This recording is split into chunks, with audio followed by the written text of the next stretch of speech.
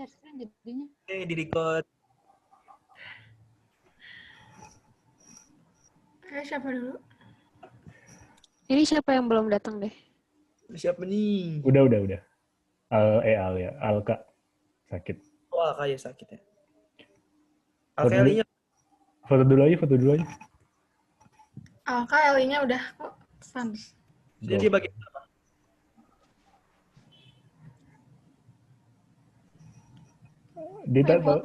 Dita. Fotografer. Oke, bentar ya. Nggak sama slide. Boleh gini dulu aja. Kita lapor ke dokternya dulu. Foto. Siap. 1, 2, 3. Lagi. Lagi nggak usah ya. Udah. Langsung kirim dokternya aja. Langsung kirim grup aja, Dita. Makasih. Bentar guys. Udah lanjut aja dulu. Let's go.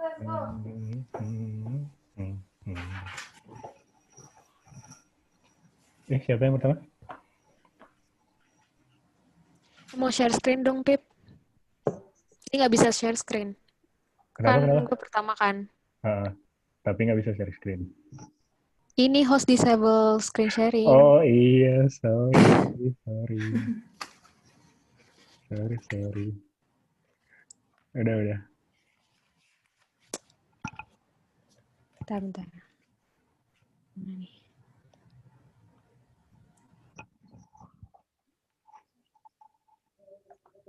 Oke. Kan kalau lihat di videonya tuh kayak foto loh. Kadang suka diem banget kalau Iren. Siapa? Kalau gue tuh lihat Iren, lihat video Iren. Iren foto profil gitu. Kalau suka diem gitu. Sumpah Ren.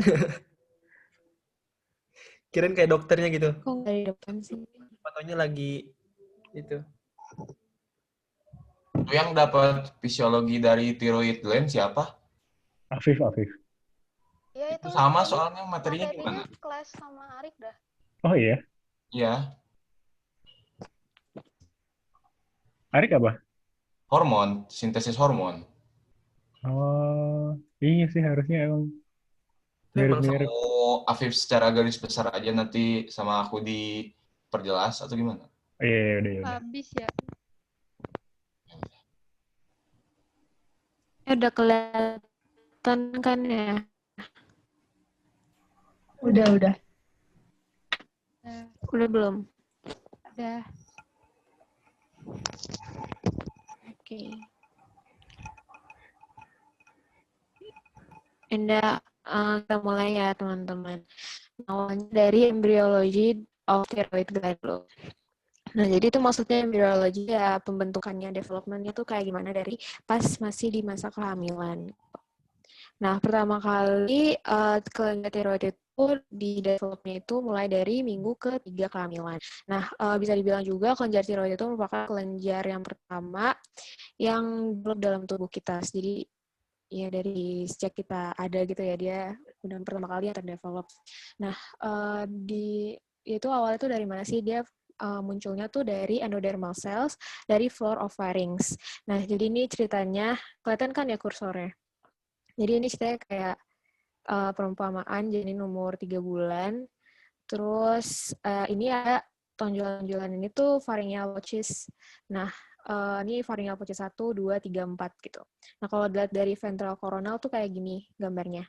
Nah, kalau si thyroid sendiri, dia munculnya bukan dari pharyngeal pouches-nya, tapi dari tengah-tengah sini, di antara yang pertama dan yang kedua.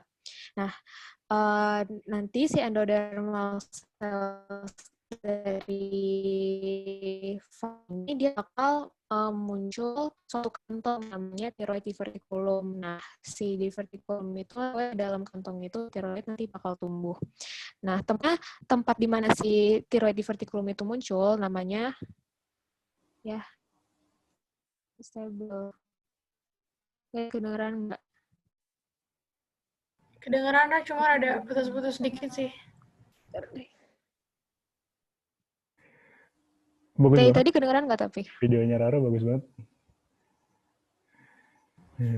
Tadi kedengaran sih. Serius. Kedengeran. Kedengaran. Cuma agak bus-bus. Ya. Oh, tadi sampai mana? Sampai divertikulum. Oh ya, pokoknya nanti muncul kantongnya namanya divertikulum kan. Nanti divertikulum itu di dalamnya bakal tumbuh tiroid. Nah, tempatnya si divertikulum itu ada di bawah lidah di dorsum of tongue. Nah, antara tuberculum impar sama copula, ini yang gambar yang kedua ini, pokoknya dia di tengah-tengah sini nih, di warna biru ini, nama tempatnya adalah foramen cecum. Jadi dalam foramen tersebut nanti divertikulumnya tumbuh, terus di dalamnya nanti ada tiroidnya. Udah, nanti dia tumbuh nih. Kan kelihatan kan. Yaudah, oke lanjut.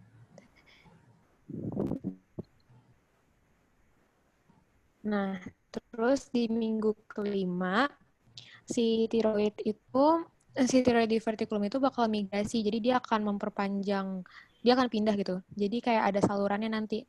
Nah, dia akan pindah melewati hyoid bone, jadi ke depannya hyoid bone, nanti dia bakal turun kan ke leher.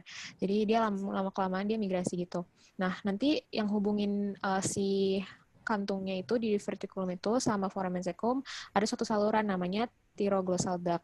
Nah, nanti di minggu kelima ini juga udah mulai kelihatan pembagian antara right dan juga left lobes-nya dari thyroid gland.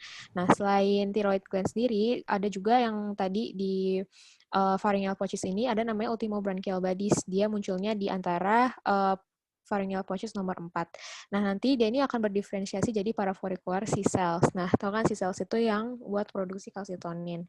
Nah, nanti si C cells itu bakal migrasi juga, dia akan menyatu sama si tiroidnya pada minggu kelima gitu. Itu sih. Terus di minggu ketujuh, akhirnya si tiroid ini udah nyampe nih di tempatnya di neck, di antara C5 sampai T1. Terus udah mulai kelihatan juga pembagiannya, udah jelas gitu antara isthmus, terus sama lobus kiri sama kanannya. Tapi walaupun udah kelihatan jelas kayak gini, tapi dia masih belum fungsional gitu. Jadi masih belum bisa berfungsi menghasilkan hormon-hormon lah. Nah, barulah di minggu ke-10, tadi yang saluran thyroglosal duct-nya itu bakal degenerasi atau hilang gitu kan. Nanti yang tersisa hanya si foramen cecumnya aja, sama tiroidnya udah terpisah gitu. Nah, nanti di minggu ke-12 atau bulan ketiga, akhirnya si thyroid gland itu udah bisa menghasilkan hormonnya sendiri, udah matur gitu. Karena kalau hormon tiroid itu kan udah dibutuhkan dari pas kita di intrauterin sampai umur 3 tahun kan kemarin. Pas di tutor pertama dibilangnya gitu. Ya udah gitu sih embriologinya. Ada yang bingung nggak? Yang mau ditanya? Nanya dong, Ra. Ya, Jadi itu kan berarti si tiroidnya maturnya waktu usia 3 bulan. Nah, sebelum 3 bulan itu dia dapat tiroid dari ibunya atau gimana? Atau enggak? Kayaknya iya deh, maksudnya kayak kalau nggak salah kemarin pas lecture juga gitu nggak sih? Dari dibantu sama ibunya juga, jadi semua pertumbuhannya tuh dari plasenta gitu, dari ibunya. Oke. Oke. Udah, lanjut ya guys. Lanjut. Ya, ini ke anatomi, histologi, vaskularisasi dari thyroid gland.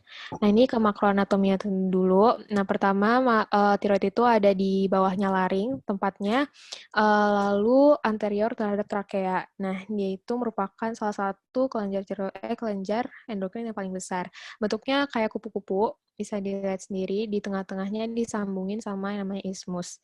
Nah, beratnya sendiri itu sekitar 15-20 gram pada orang dewasa. Ukuran dari setiap lobusnya panjangnya 2,5 sampai 4 cm, lebarnya 1,5 sampai 2 cm, sama ketebalannya 1 sampai 1,5 cm.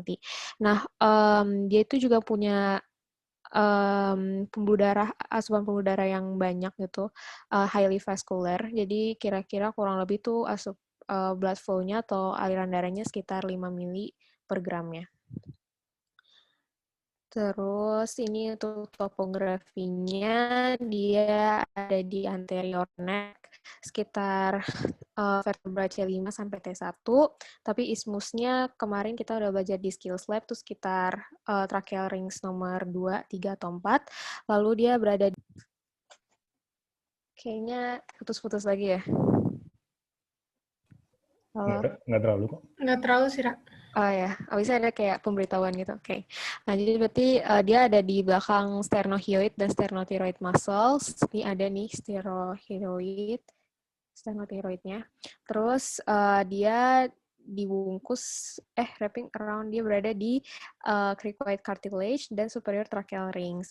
Nah, dia juga berada di bawah dari thyroid cartilage dan larynxnya. Nah, dia juga merupakan bagian dari visceral compartment dari neck bersamaan dengan trakea, esophagus, dan juga pharynx. Nah, dia terikat oleh namanya pretracheal fascia. Nah, ini borders-bordersnya, superiornya thyroid dan cricoid cartilage, inferiornya tracheal rings nomor 5 sampai 6, anterolateralnya sternohyoid dan sternohyoid itu 2 kali. Sternohyoid dan sternothyroid, guys, maaf ya, salah ketik. Sama posterolateralnya common carotid artery, internal jugular vein, dan vagus nerve. Terus untuk vaskularisasinya ada arteri dan vena.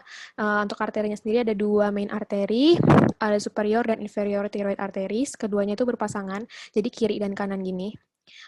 Di atas dan juga di bawah. Lalu yang superior itu merupakan cabang dari external carotid arteries. Dia fungsinya untuk mensuplai darah ke superior dan anterior portions dari kelenjarnya.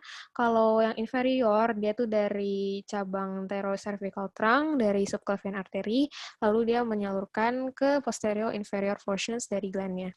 Lalu dalam 10% populasi di dunia, ada yang punya thyroid 5 arteri. Jadi ada arteri tipis kecil gitu. Nanti ada gambarnya di belakang.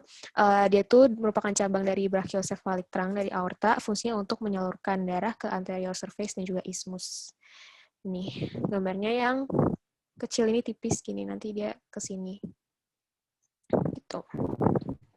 Lalu untuk vein-nya, venous drainage-nya tuh ada 3. Ada superior, middle, dan inferior thyroid veins, dan nanti akan membentuk suatu kesatuan venous plexus.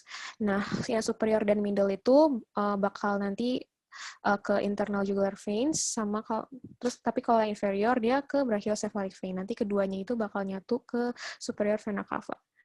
Nah, ini kurang lebih rutenya kayak gini.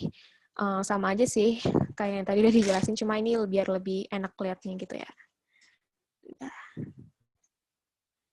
Terus innervation nih tambahin dikit aja, pokoknya ada yang simpatetik sama parasimpatetik. Kalau yang simpatetik tuh dari superior, middle, dan inferior cervical ganglion. Kalau yang parasimpatetik tuh vagus dan juga laryngeal nerve. Nih vagus nerve yang kiri kanannya warna kuning. Kalau yang laryngeal tuh dia agak tipis di bawah sini. Terus tapi kalau untuk kelenjar tiroid sendiri, nerve-nya itu bukan mengontrol sekresi dari hormon-hormonnya. Nah, tetap aja yang mengatur sekresinya itu adalah si pituitary gland-nya. Udah sih, ada yang mau ditanyain nggak? Kalau nggak ada, lanjut ke Afif. Afif? Ya, aku share screen ya. Oke.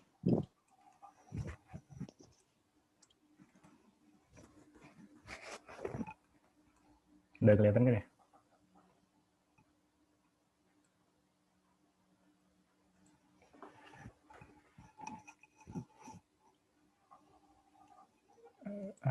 Nah, tadi kan sama Rara udah dijelasin tentang anatomi atau makroskopik. Nah, sekarang kita lanjut ke perspektif lain dari anatomi, yaitu mikroanatomi atau histologi. Harusnya tadi pagi kita belajar ini ya, nggak apa-apa, dapat gantinya di sini. Nah, jadi ini gambaran mikroskopik atau gambaran histologis dari kelenjar tiroid. Kalau diperbesar, dia yang pertama ada parenkim dari kelenjar tiroid ini, jaringan dari kelenjar tiroid ini terdiri dari 2 jenis sel, yaitu follicular cell dan parafollicular cell. Kalau dari namanya sendiri, harusnya kita bisa tahu ya kalau misalnya nanti ada peta buta histologis, kita harus nebak mana yang folikular, mana yang parafolikular. Harusnya bisa nebak. Berarti kan kalau yang folikular, dia yang membentuk lingkaran ini, yang di sini. Lalu parafolikular berarti dia yang di sekitarnya, di ini. Nah, gitu. Lalu, unit struktural pada kelenjar tiroid itu adalah thyroid follicle. yang membentuk satu lingkaran ini. Nah, thyroid follicle ini dikelilingi oleh follicular cell yang tadi. Dia jenisnya epithelium. Lalu dia di dalamnya ada cairan yang disebut koloid gitu. Ini mungkin kalau kita dulu belajar waktu di timus itu yang bulat-bulat itu ya, yang ada central germinativum, germinal central itu dulu. Cuman ini di kelenjar tiroid. Aku ulangi lagi, jadi ini ada follicular cells membentuk satu struktur yaitu thyroid follicle, lalu diantaranya ada parafollicular cells, lalu di dalamnya ada koloid gitu. Lalu ini tambahan juga untuk di kelenjar tiroid, dia juga ada kelenjar paratiroid di sekitarnya. Ini jenis sel-selnya mungkin nanti akan dilanjutkan. Ada oxyphil cell, sieve cell, sama kapsul blood. Ada kapsul blood vesselnya gitu. Lanjut.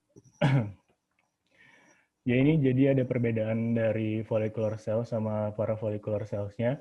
Kalau follicular cells tadi dia bentuknya berbeda-beda tergantung dari functional state-nya. Dia kelenjar tiroidnya lagi sedang aktif atau sedang hipoaktif. Nanti ada di slide berikutnya. Lalu sitoplasmanya sifatnya basofilik, bisa terdapat 2 nukleoli, lalu retikulum endoplasmanya distended, apa ya distended? Lalu ada retikulum endoplasmanya melihatkan zona yang nggak ada ribosom gitu. Jadi walaupun dia disebut rough retikulum endoplasma, ada bagian yang ribosom free-nya. Lalu banyak mitokondria di sisi apikalnya, nanti saya jelaskan di mana yang sisi apikal, mana yang basement membrannya. Lalu ada vesicle Golgi yang mengandung tiroglobulin, nanti dieksositosis ke dalam koloidnya. Lalu yang parafollicular cell, dia warnanya pucat. Lalu nomor 2 ada lebih besar, 2 atau 3 kali lipat lebih besar dari parafollicular cells. Lalu dia fungsinya untuk mensintesis kalsitonin.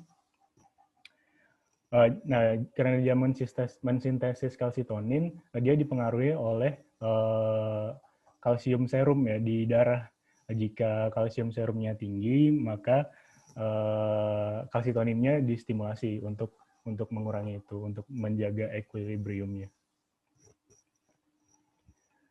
Nah, ini gambaran lagi histologisnya. Untuk yang nomor, langsung aja dibuka ya. Jadi yang nomor 1 itu ada parafollicular cells, gambarnya gini.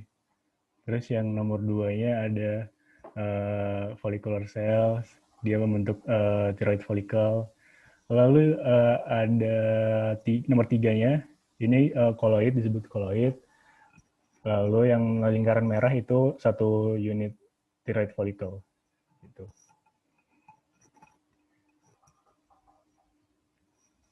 Nah, ini ada contoh lagi. Nah, ini ada koloid yang di dalamnya, lalu ada follicular cells, lalu ada parafollicular cells yang di luar sini. Lalu ke functional state-nya. Tadi disebutkan bahwa functional state-nya ada 2, yaitu thyroid yang sedang aktif dan thyroid yang sedang hipoaktif. Nah, kenapa dibedakan? Karena gambaran histologisnya juga berbeda antara yang aktif dan yang hipoaktif. Kalau yang aktif, bentuk dari jenis dari sel folikulernya, dia simple kuboidal. Berbeda nanti dengan yang hipoaktif, dia lebih gepeng gitu. Dia lebih gepeng ya. Lalu warna dari thyroid folikulernya itu lebih berbeda dari yang lain. Lalu terdapat reception vacuola. Reception vacuola ini yang ini kelihatan kursornya kan ya. Ini kan ada follicular cells. Nah, di sini tuh ada lingkaran putih kecil. Itu reception vacuola. Ya, digunakan untuk memproduksi tiroksin dan triiodothyronin gitu.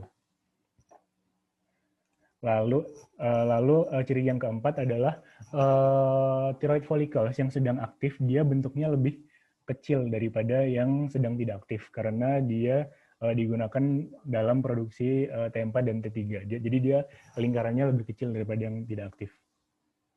Lalu lanjut ke thyroid yang hipoaktif. Nah, dia gambaran thyroid follicle-nya lebih besar daripada yang sedang aktif. Cenderung lebih besar. Lalu untuk follicular cells-nya, dia lebih gepeng, lebih squamous dibandingkan dengan yang sedang aktif tadi, dia bentuknya cuboidal. Lalu, ya karena thyroid follicle-nya ukurannya besar, dikarenakan koloidnya lebih banyak gitu jumlahnya. Itu untuk gambaran histologis saat aktif dan hipoaktif dari kelenjar tiroid. Lalu lanjut ke fisiologi. Kalau fisiologi kan kita bahasnya fungsi suatu organ yang dalam kondisi normal, berbeda dengan patofisiologi yang kondisi pada saat tidak normal. Jadi fungsi kelenjar tiroid ini kan untuk mensintesis hormon-hormon tiroid, ada T4, T3, dan kalsitonin.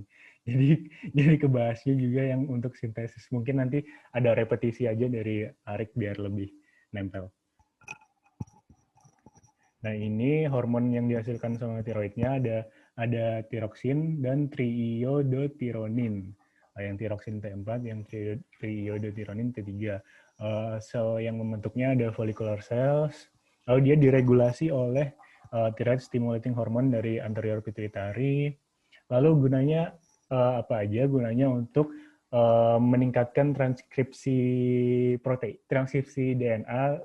Oleh karena itu dia meningkatkan sintesis protein. Secara garis besar, fungsi dari tiroksin dan triiodothyronin ini dia meningkatkan mitokondriogenesis. Dia meningkatkan jumlah mitokondria pada setiap sel. Jadinya karena mitokondria digunakan untuk menghasilkan energi, maka akhirnya energi yang dihasilkan pada setiap sel yang terstimulasi oleh T4 dan T3 ini menjadi meningkat gitu. Metabolismenya meningkat secara keseluruhan. Gitu. Nanti akan dijelaskan lebih lanjut. Lalu ada kalsitonin. Sel-selsnya ada parafollicular cells. Dia mekanismenya feedback dengan parathyroid hormone. Kalau parathyroid hormone itu meningkatkan aktivitas osteoklas untuk meresorpsi tulang ya. Kalau kalsitonin ini dia menghambat aktivitas osteoklas, jadi meningkatkan bone formation ketimbang parathyroid hormone yang meningkatkan bone resorption gitu. Intinya kalau kalsitonin ini misal di darah kalsiumnya tinggi, dia berusaha menurunin. Kalau parathyroid hormone kalau di darah kalsiumnya rendah, dia berusaha naikin gitu. Jadi dia kayak bekerja sama, saling mempertahankan equilibrium dengan hormon yang dihasilkan oleh kelenjar yang berbeda. Jadi agak seru gitu.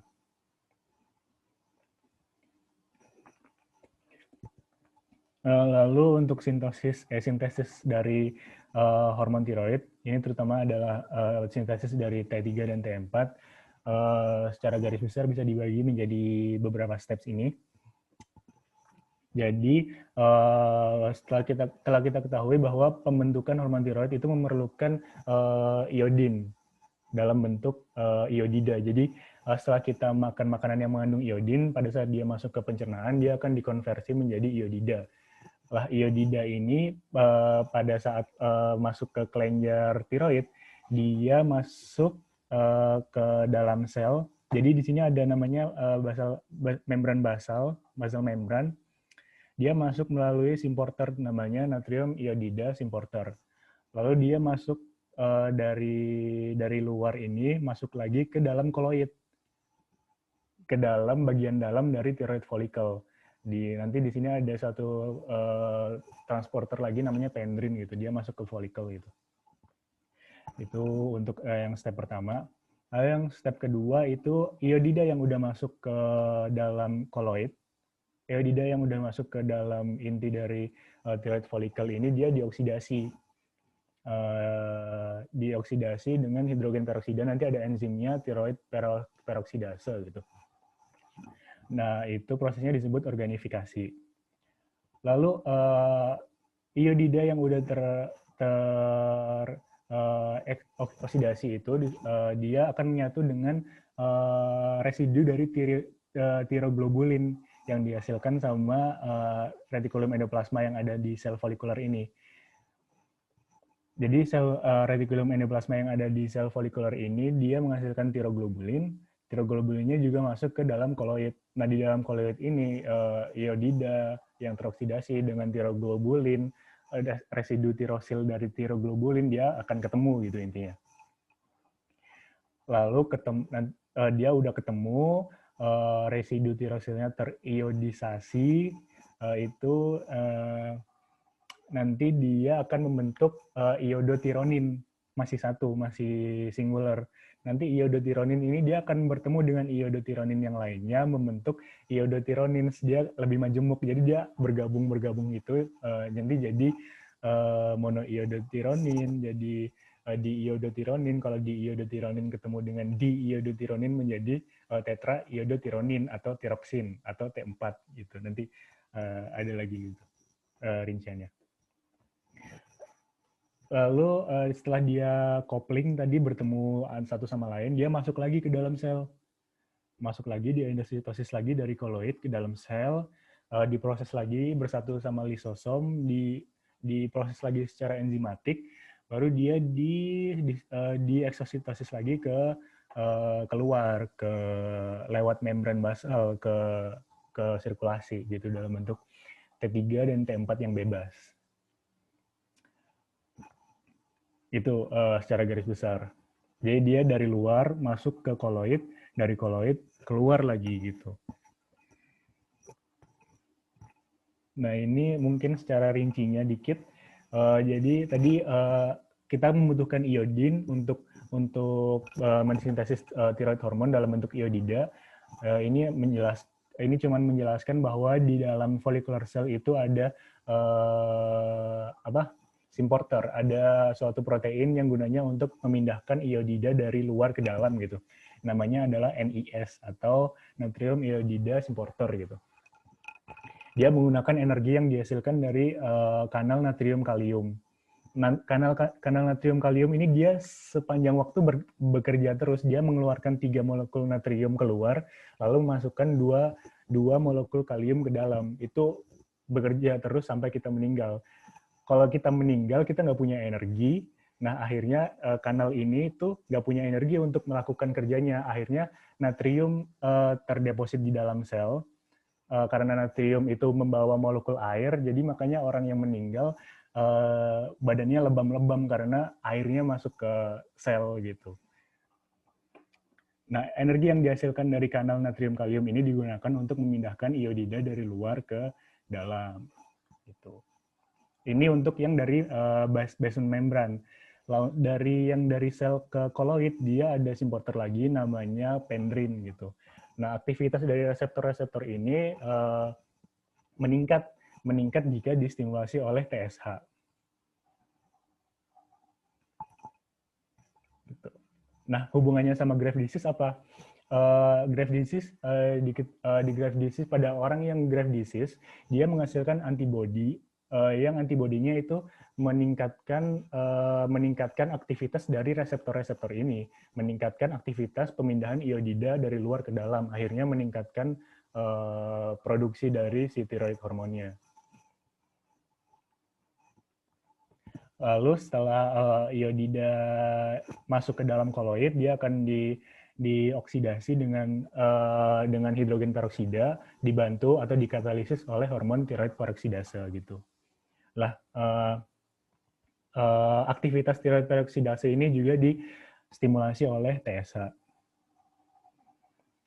Lalu tiroglobulin yang dihasilkan sama sel folikuler yang udah masuk ke dalam koloid, dia diiodinasi, dia digabungkan dengan iodida yang udah dioksidasi tadi. Proses ini juga distimulasi oleh TSH. Ini prosesnya tadi setelah tiroglobulin diiodinasi, setelah tiroglobulin bertemu dengan iodin, dia akan membentuk monoiodotirosin. Monoiodotirosin ini jika bertemu dengan monoiodotirosin lainnya, dia akan membentuk diiodotirosin.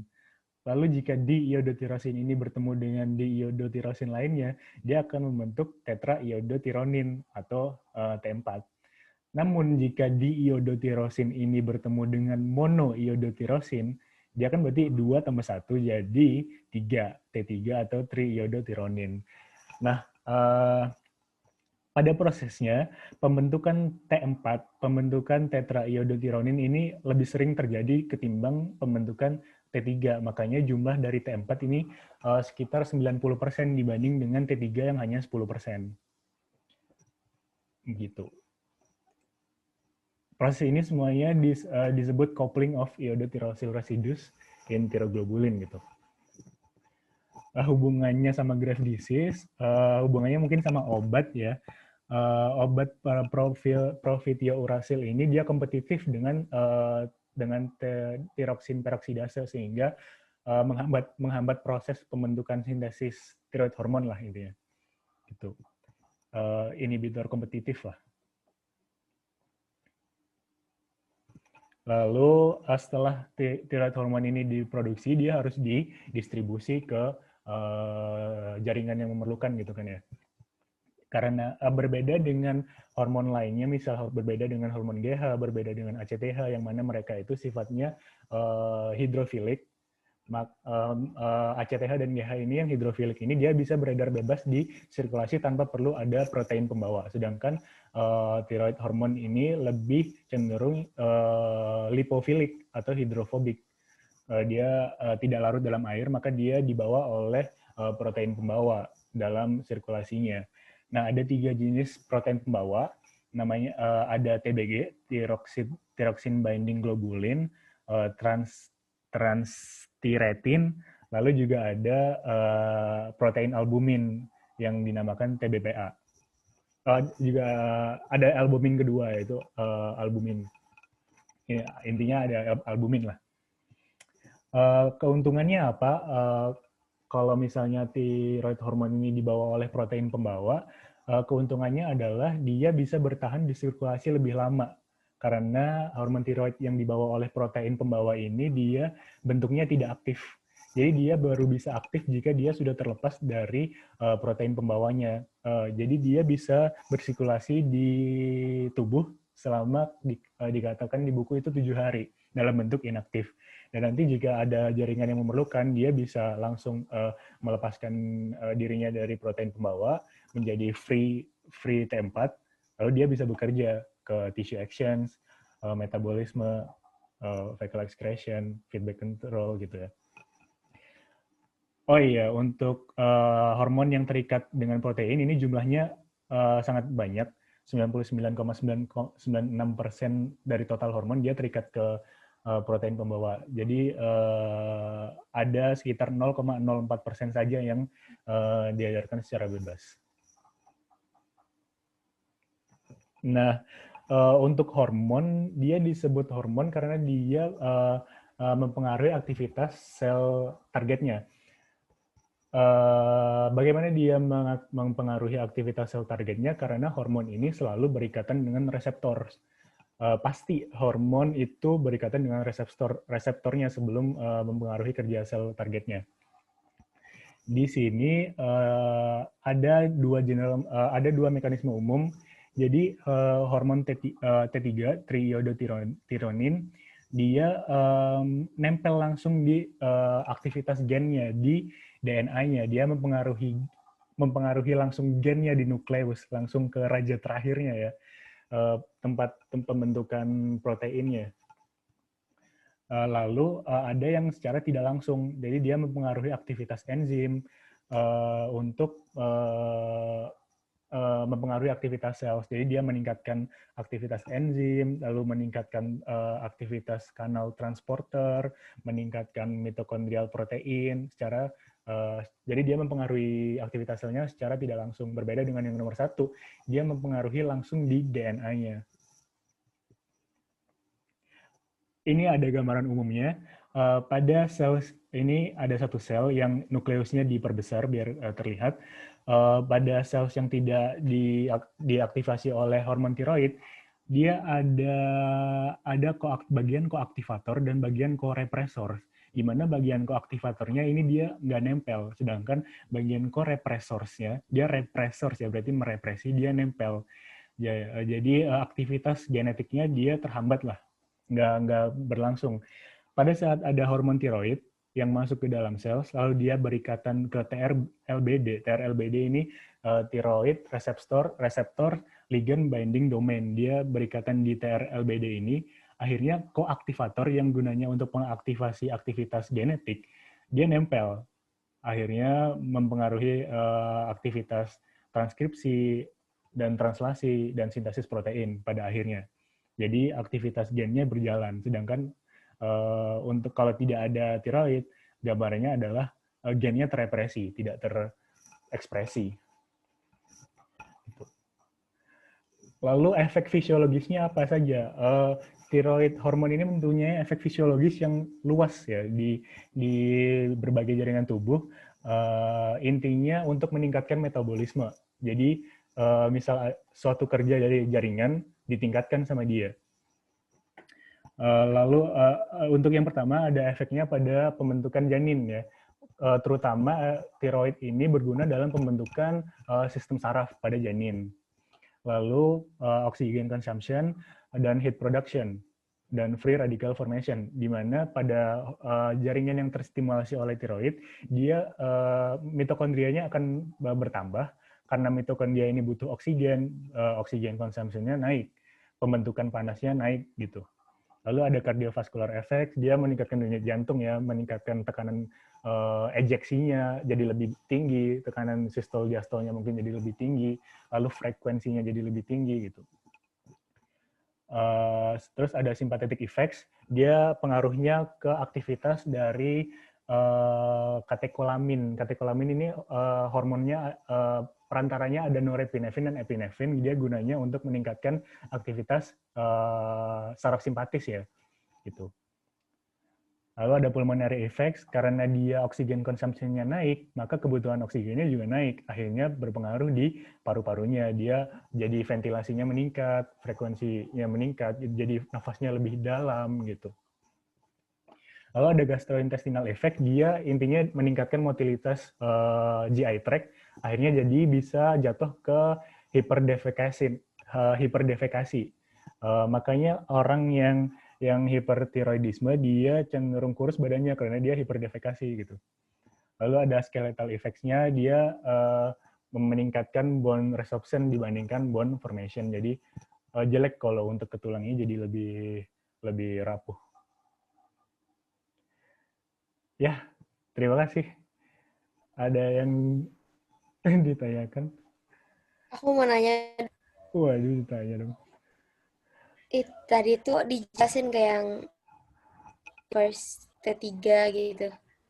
Kenapa, Lia? Si aku ke-skip yang reverse T3. Oh iya, enggak dijelasin. Soalnya emang nggak ada gunanya kan, itu hormonnya inaktif. Nah iya, aku tuh pengen tahu aja kenapa iya. dibentuk R3. Padahal kan dia gak ada biological effect itu ke tubuh. Wait ya, bentar. Tujuannya apa? Bentar, aku kasih gambarnya aja biar lebih jelas.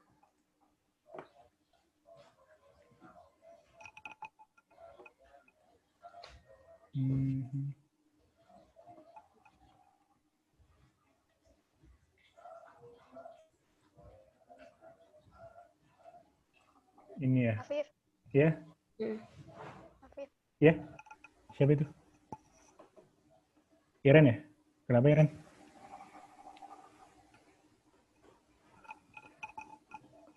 Liana?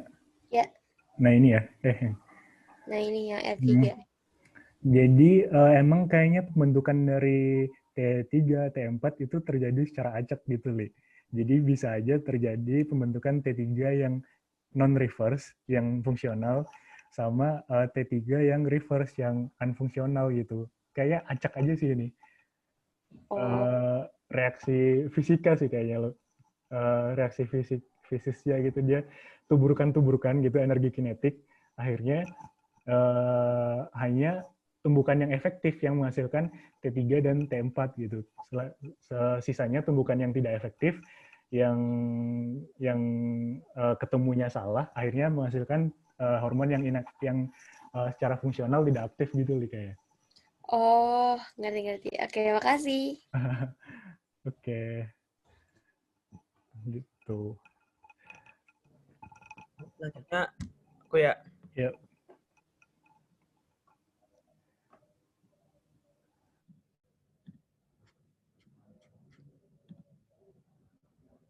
Udah ada belum? Udah. Ada.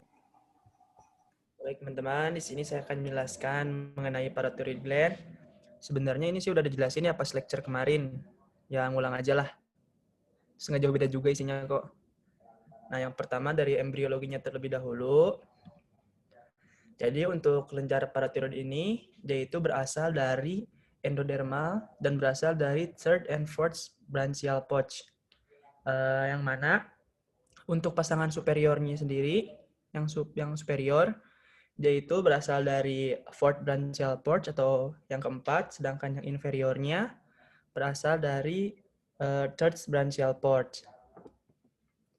Selanjutnya, anatomi sendiri, dia itu letaknya berada di posterior lobus lateral kelenjar koroid, dan dia juga mempunyai mempunyai dua pasang superior dan dua pasang inferior. Bentuknya itu berbentuk oval dan warnanya kuning coklat muda. Dan untuk ukurannya sendiri, untuk panjangnya dia itu kira-kira di antara 2 sampai 7 mm. Kemudian untuk lebarnya 2 sampai 4 mm dan ketebalannya sekitar 0,5 sampai 2 mm. Untuk beratnya sendiri dia itu beragam ya, tergantung orangnya sendiri.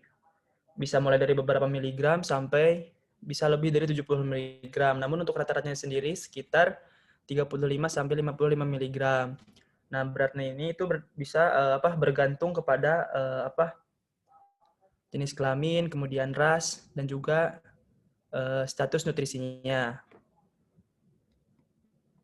Selanjutnya untuk fisiologinya sendiri, untuk sel yang berfungsinya itu untuk sel khas dari parathyroid ini ada dua ya. Yang pertama ada Schwann cell, yang mana Schwann cell ini berfungsi memproduksi dari parathyroid hormonnya. Nah, yang kedua ada oxypil cell. Nah, oxypil cell ini dia itu belum diketahui fungsinya gitu pada kelenjar parathyroid normal. Namun dia juga bisa membantu dalam mengidentifikasi parathyroid gland secara histologis. Akan tetapi pada kelenjar parathyroid yang patologis, dia juga bisa menghasilkan hormon parathyroid yang berlebih. Nah, untuk vaskularisasinya sebenarnya sama aja sih kayak thyroid gland. Kalau untuk suplai darahnya itu dari arteri superior thyroid artery dan inferior thyroid artery, dan didrainase oleh inferior, middle, dan superior veins. Sama sih kayak thyroid gland. Sedangkan untuk supply dari nervesnya sendiri, dia itu berasal dari thyroid branch of cervical sympathetic ganglia. Nah, selanjutnya untuk fisiologinya, ini prinsip action dari parathyroid hormon yang pertama adalah meningkatkan kadar ion kalsium dan magnesium pada darah, juga menurunkan hidrogen fosfat. Dia juga bisa meningkatkan bone resorption melalui osteoklas, lalu meningkatkan kalsium reabsorpsi dan ekskresi dari hidrogen fosfat oleh kidney, dan dia juga membantu dalam membentuk kalsitriol yang merupakan bentuk aktif dari vitamin D yang mana berfungsi dalam absorpsi kalsium dan magnesium pada intestin. Nah, di sini regulasi dari parathyroid hormonnya sendiri. Untuk PTH ini dia itu distimulasi oleh kadar kalsium yang rendah gitu dalam darah. Berbeda dengan thyroid hormon yang distimulasi oleh TRH ya. Kalau dia itu jadi saat adanya apa? Saat kadar kalsium dalam darah itu rendah, nantinya dia itu akan menstimulasi sip sel ini dalam paratiroid gland ini untuk merilis paratiroid hormon, yang mana PTH ini mempunyai tempat aksinya itu diantaranya ada tulang, yang mana efeknya itu bisa menginhibit dari osteoblas, menstimulasi osteoklas untuk aktif, dan mekanisme sendiri. Jadi PTH ini akan berikatan dengan osteoblas, dan menstimulasi osteoblas untuk meningkatkan ekspresi reng ligannya. Setelah itu reng ligannya akan berikatan dengan reseptor yang ada pada osteoklas sehingga meningkatkan aktivitas dari osteoklas atau sehingga terjadi peningkatan dari bone resorption-nya. Yang mana hasilnya akan meningkatkan kalsium dan fosfat di dalam darahnya. Selanjutnya pada kidney, yang mana PTH ini akan menstimulasi kidney untuk meningkatkan reabsorpsi dari kalsium. Dia juga meningkatkan eksekresi dari hidrogen fosfat. Nah, di kidney juga terjadi PTH ini menstimulasi pembentukan dari kalsitriol, yaitu bentuk aktif dari vitamin D, yang mana kalsitriol ini mempunyai fungsi di intestin, yang mana dia bisa meningkatkan absorpsi dari kalsium dan magnesium dari makanan yang kita cerna. Nah, selanjutnya saat kadar kalsium di dalam darah itu meningkat, akan terjadi feedback mekanisme dari kalsitonin seperti yang sudah dijelaskan oleh Afif tadi ya, yang mana dia itu saat adanya kalsium yang tinggi dalam darah akan menstimulasi tiroid untuk merilis kalsitonin. Yang efeknya itu dia itu berkebalikan tadi, jadi itu dia itu akan menstimulasi osteoblas dan menginhibit osteoklas, sehingga nantinya akan meningkatkan pembentukan tulang, yang mana hal tersebut membutuhkan kalsium atau menggunakan kalsium. Selanjutnya adalah patofisiologi dari paratiroid hormon, diantaranya ada hipoparatiroid dan hyperparatiroidism. Yang mana hipoparatiroidism ini yaitu terjadi ketika kelenjar paratiroid tidak bisa mengeluarkan PTH yang cukup. Penyebabnya diantaranya yang paling sering itu adalah terjadi kerusakan atau pengangkatan paratiroid gland saat terjadinya saat surgery atau ketidaksengajaan gitu, saat surgery ada jadi rusak paratiroid gland-nya, juga karena autoimun ataupun PTH resisten. Nah, saat kadar kalsium yang rendah ini sudah tercapai, biasanya mengakibatkan timbul gejala-gejala tetani seperti muscle cramp, spasm, ataupun tremor. Selanjutnya ada hyperparatiroidism, yang mana ada yang primary dan secondary. Untuk yang primary ini, diantaranya bisa menyebabkan bone disease karena adanya aktivitas osteoklas yang meningkat. Kemudian juga karena bisa menyebabkan hyperkalsemia, yaitu terjadi peningkatan kadar kalsium yang berlebih. Hal tersebut bisa mengakibatkan diantaranya depresi pada sistem saraf pusat dan perifer, kelemahan otot, konstipasi, nyeri perut, kemudian peptic ulcer, kemudian kurang nafsu makan, dan penurunan relaksasi jantung selama diastol. Hyperparatiroidism juga bisa mengakibatkan pembentukan kidney stones. Yang primary ini biasanya disebabkan karena adanya patologi pada paratiroid gland-nya, sehingga terjadi produksi PTH yang berlebih. Hal tersebut biasanya karena adanya tumor pada paratiroid gland-nya. Sedangkan yang secondary itu merupakan kompensasi dari hipokalsemia atau kekurangan kalsium, yang mana bisa disebabkan karena adanya chronic kidney disease ataupun kekurangan dari vitamin D. Nah, ada yang mau ditanyain nggak habis ini? Ya, aku mau nanya, tapi ini gak tau ada hubungannya, gak tau nggak sih? Gimana, Li? Kalau misalkan kalau misalkan fosfat di tubuh berkurang, hormon apa yang buat ningkatin? Kan ini nurunin gak sih PTH tuh? Kalian yakin kalau fosfat yang berkurang? Oh iya, dia kan fungsinya buat nurunin fosfat ya, meningkatkan sekresi dari fosfat. Kalau yang buat ningkatin fosfat hormon apa? Kalau di paratiroid sih nggak ada ya, nggak ada hormon lain gitu. Soalnya dia itu spesifik, kayak apa ya, lebih ngutamain kalsium sama magnesium juga sih. Kalau Oh. fosfat sih nggak terlalu itu, Li. Aku kayaknya nggak baca deh. Kalau yang apa, yang fosfatnya. Oke, makasih. Sorry Ali. Gak apa santai. Ada lagi nggak? Kalau nggak ada, nanti lanjut aja ya. Ya, sob.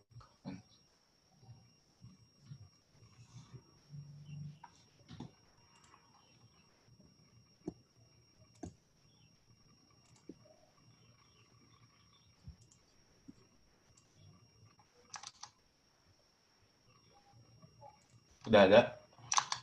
Udah. Udah, Rik. Ya, oke.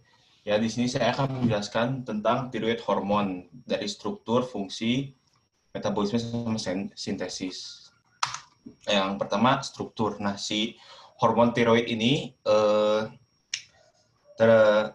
terbuat dari hasil ionisasi dari tironis, di mana si tironis ini hasil dari tirosin yang berikatan. Nah, ini ada gambarnya. Lalu di sini langsung ke sintesis, di mana di sintesis itu hasilnya tuh T3 sama T4. Nah, itu ada beberapa proses. Yang pertama ada aktif transport. Nah, yang tadi Afif sebutin, di aktif transport itu harus menggunakan iodin. Nah, si iodin ini masuk itu nggak sendirian. Nah, itu harus butuh bantuan dari sodium atau Na. Di mana kenapa butuh si sodium? Karena si iodin ini kan ini dari pembuluh darah. Nah, di pembuluh darah ini konsentrasinya itu rendah, sedangkan di sel itu tinggi, maka si iodin itu nggak bisa sendirian ke sel, maka harus butuh sodium, karena si sodium itu konsentrasi di pembuluh darahnya itu tinggi, sedangkan di selnya rendah, maka si sodium itu masuk ke dalam, lalu si iodin pun masuk ke dalam. Nah, pas iodin masuk ke dalam, si sodium itu harus langsung keluar. Kenapa harus langsung keluar? Karena nanti kalau misalnya nembus ke sana itu harus memerlukan ATP, sedangkan si iodin tersebut sudah menggunakan ATP. Nah, setelah iodin masuk ke thyroid cell melalui basement membran, si iodin ini bakal keluar ke koloid. Nah, ada suatu protein yang ngedorong si iodin ini keluar dari selnya, yaitu namanya protein apa ya tadi? Pentid kalau nggak salah. Pendrin. Pentrin. Ya, makasih, Pip. Ya, pentrin. Si pentrin itu fungsinya itu untuk ngepump si iodin keluar dari koloid. Nah, sesudah di koloid, nanti si tiroglobulin itu bakal keluar juga ke koloid. Nah, lalu di koloid itu juga akan ada proses oksidasi dari iodid. Nah, si oksidasi dari iodid itu apa? Kan iodid itu awalnya tuh negatif.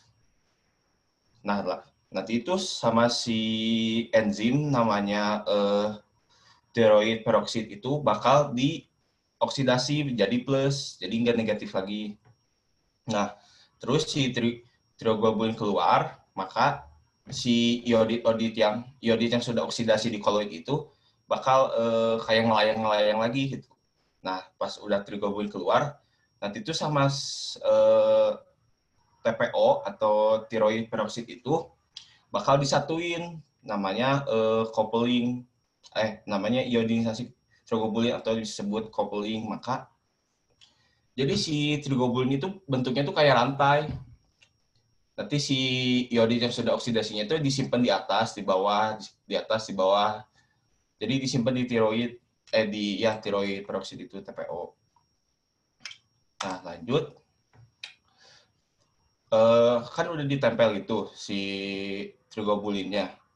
Ada yang sepasang, ada yang sendiri, ada yang sepasang, ada yang sendiri. Nah, kalau yang sepasang itu disebutnya diodrosin atau DIT. Nah, kalau di IT ketemu sama di IT itu akan menghasilkan T4. Nah, kalau kan tadi ada yang iodin sama iodin. Nah, iodin sendiri yang sendirian di rantai trigobulin itu disebutnya MIT atau monodorirosin. Nah, kan itu tuh belum aktif pas di koloid itu, maka dari koloid itu masuk lagi ke sel. Nah, di sel ini bakal dipecah sama si lisosom. Nah, pecahnya gimana? Jadi lisosom itu akan menghasilkan enzim, namanya apa ya lupa. Dia menghasilkan enzim di mana dia itu fungsinya itu untuk memecah si trigobulin ini. Jadi yang di IT sama di IT sama MIT. Nah, yang di IT itu akan menghasilkan T4. Kalau yang T3 itu hasil dari di IT sama MIT. Nah, setelah dipecah, maka nanti akan dikeluarkan ke pembuluh darah lagi, maka akan disalurkan ke organ-organ yang membutuhkan. Ya, ini yang tadi saya sebutin, yang proteolisis, yang dipecahin jadi sepasang-sepasang. Nah, lalu fungsi dari hormon tiroid itu pertama di oxygen consumption and heat production itu T3 itu meningkatkan konsumsi oksigen di dalam tubuh sehingga menyebabkan peningkatan dari basal metabolic rate, di mana si basal metabolic rate itu ATP yang dikeluarkan ketika kita beristirahat. Terus kalau dari kardiovaskularnya T3 itu menstimulasi retikulum CA2+ sama ATPase, di mana dia itu akan meningkatkan rate dari myocardiac diastolic relaxation. Terus kalau dari sympathetic effect itu si steroid hormon itu akan meningkatkan beta adrenalic reseptor di hati sama di otot tulang, otot rangka dan adipos. Terus untuk paru-parunya itu tiroid itu berfungsi untuk memaintain ventilator dari respon hipoksia atau hiperkarpania di brainstem respiratory center. Terus neuromuscular efeknya yaitu untuk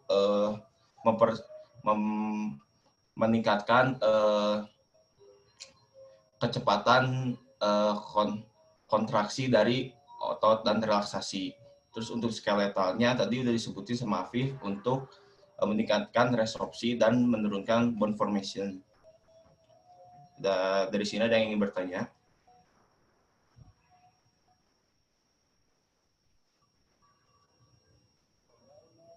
Persis ya ternyata. Oh ya, kalau udah bisa dilanjutkan.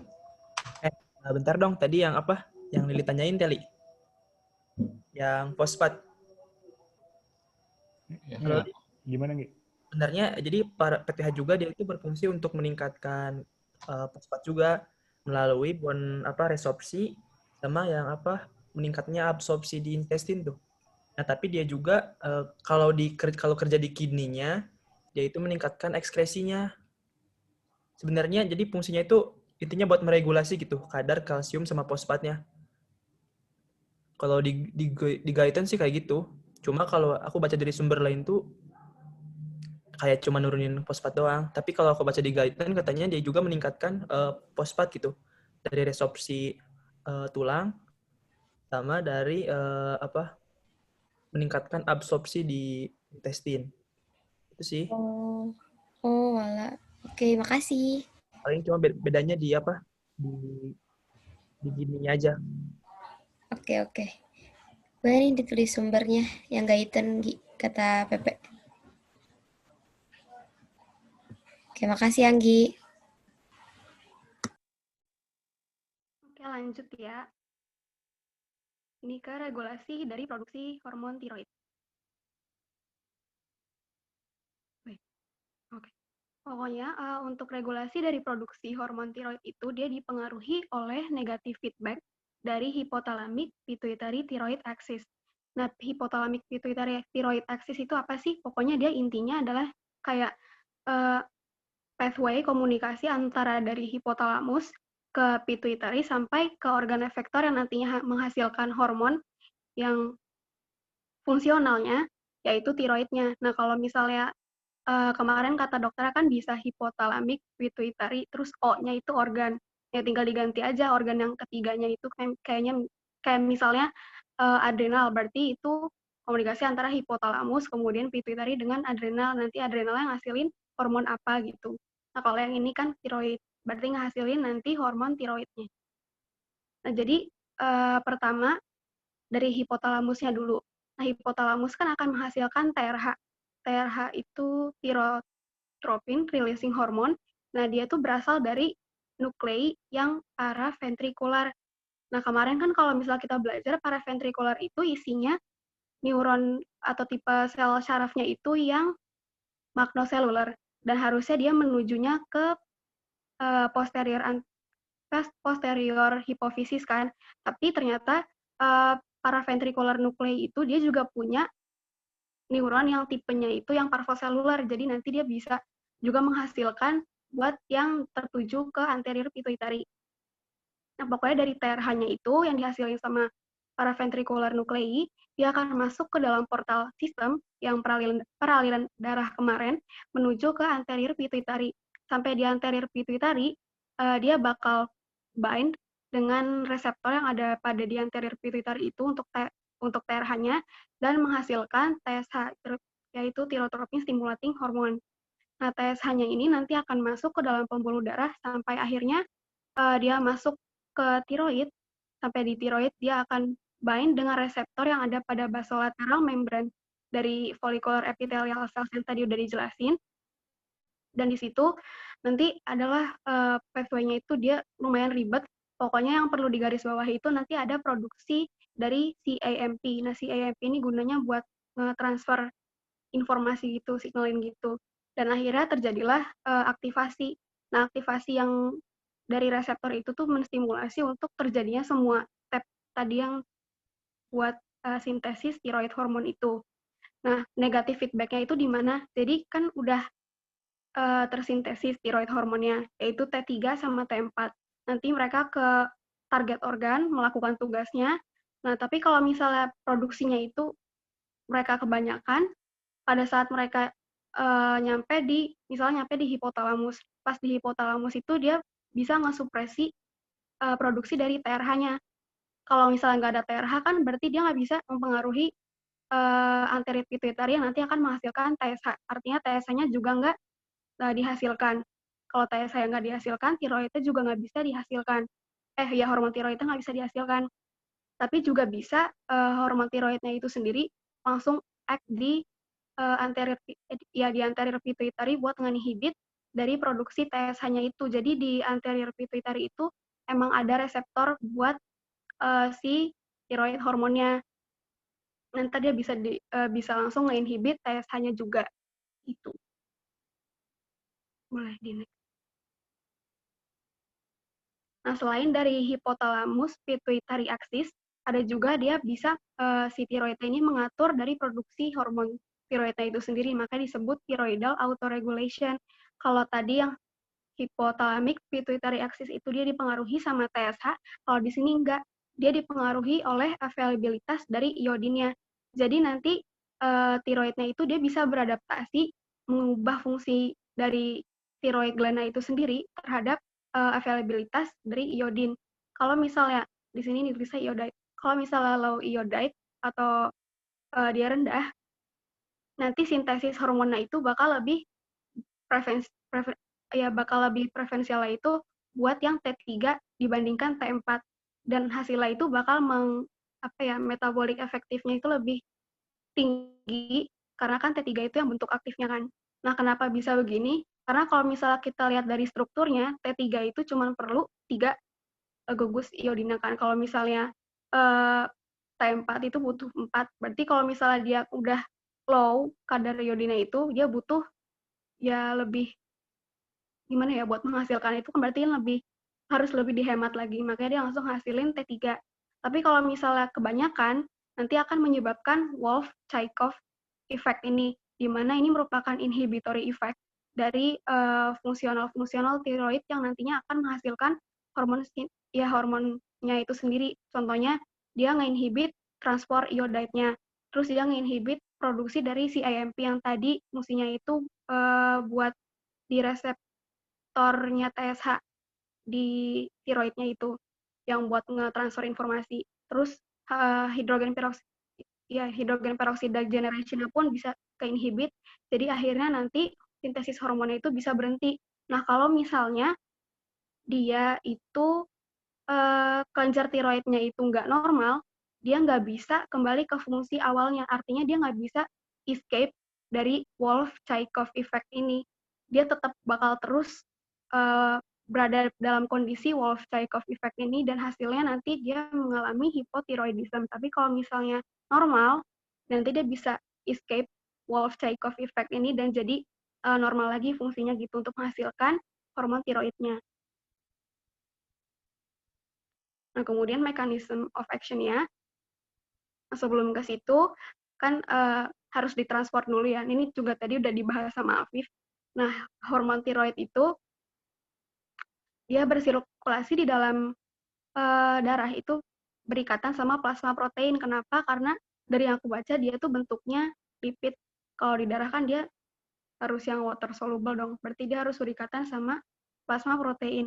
Nah, kalau dari sumbernya kalau nggak salah Greenspan atau Molina gitu, cuma 0,04 dari T4 sama 0,4% dari T3, itu yang mereka tuh dalam bentuk free state yang nggak berikatan sama plasma protein. Nah, free state ini yang tadi siap untuk ke target organnya dan bisa menjalankan fungsi dari hormonnya itu.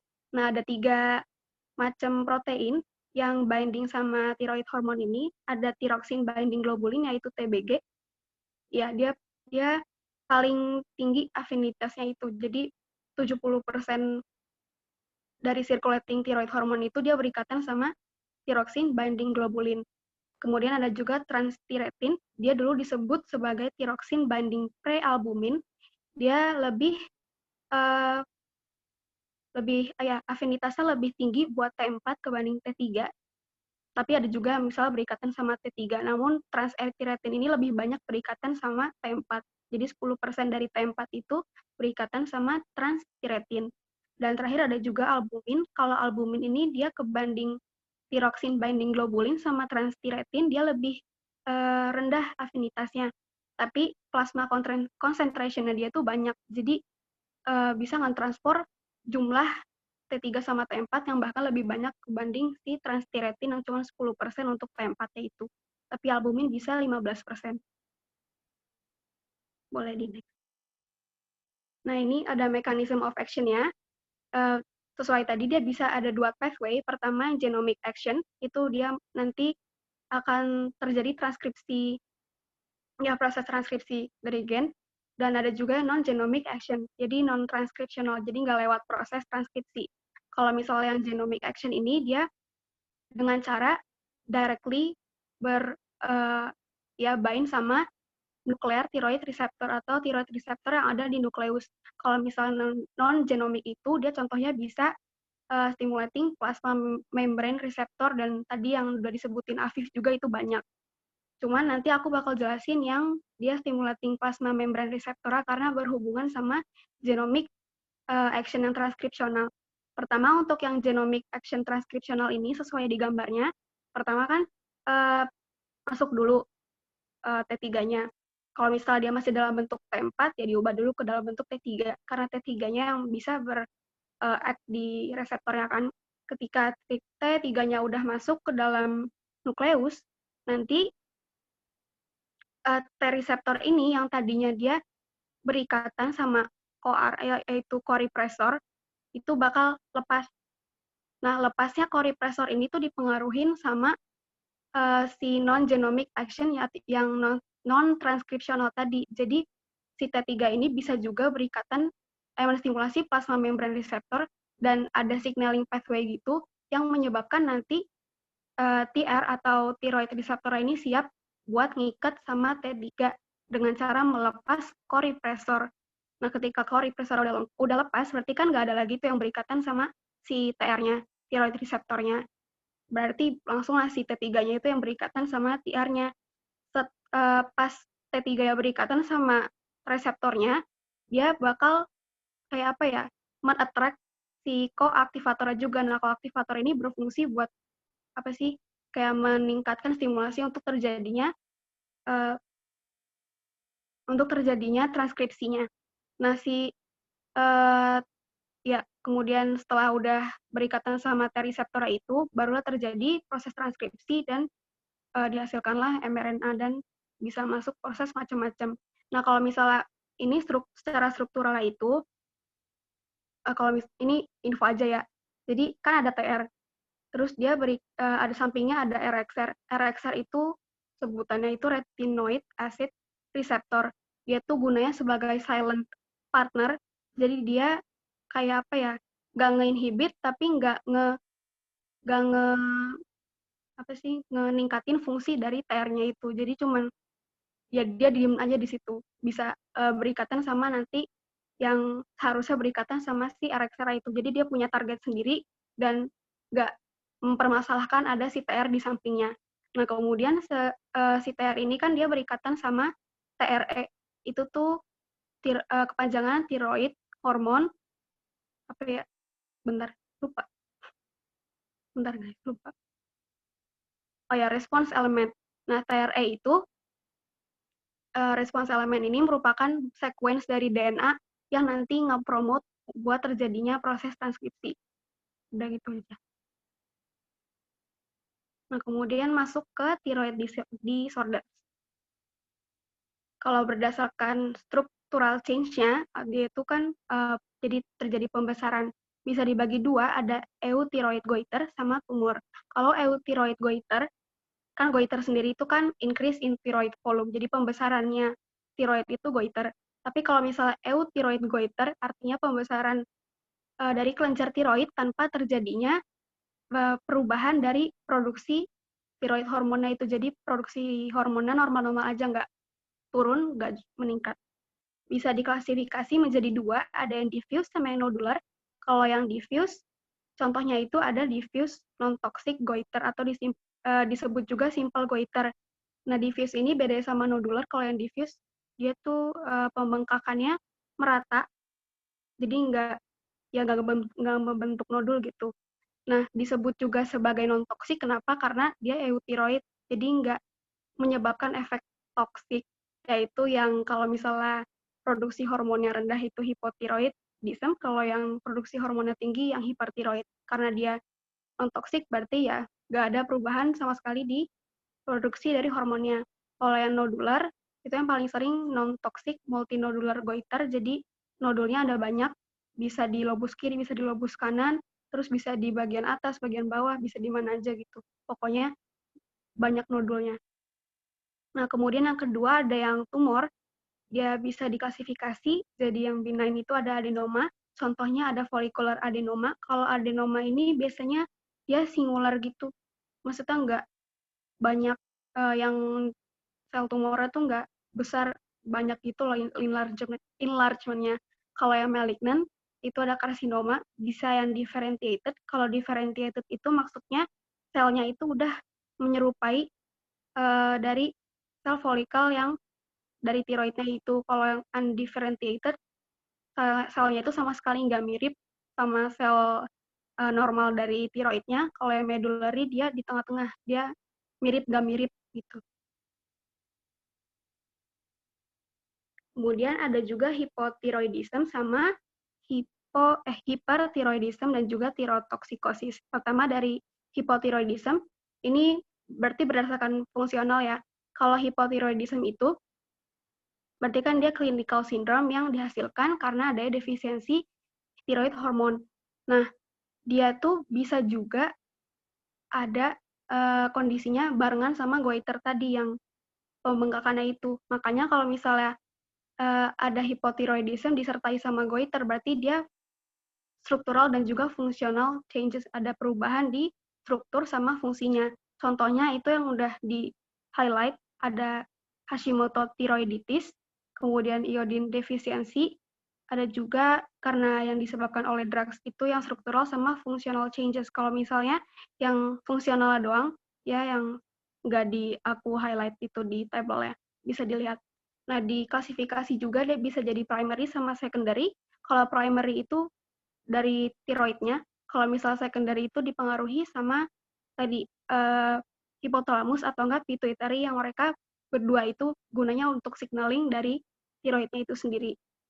Jadi ada gangguan di hipotalamus atau enggak di pituitary yang menyebabkan nggak ada signal yang nyampe di tiroidnya itu.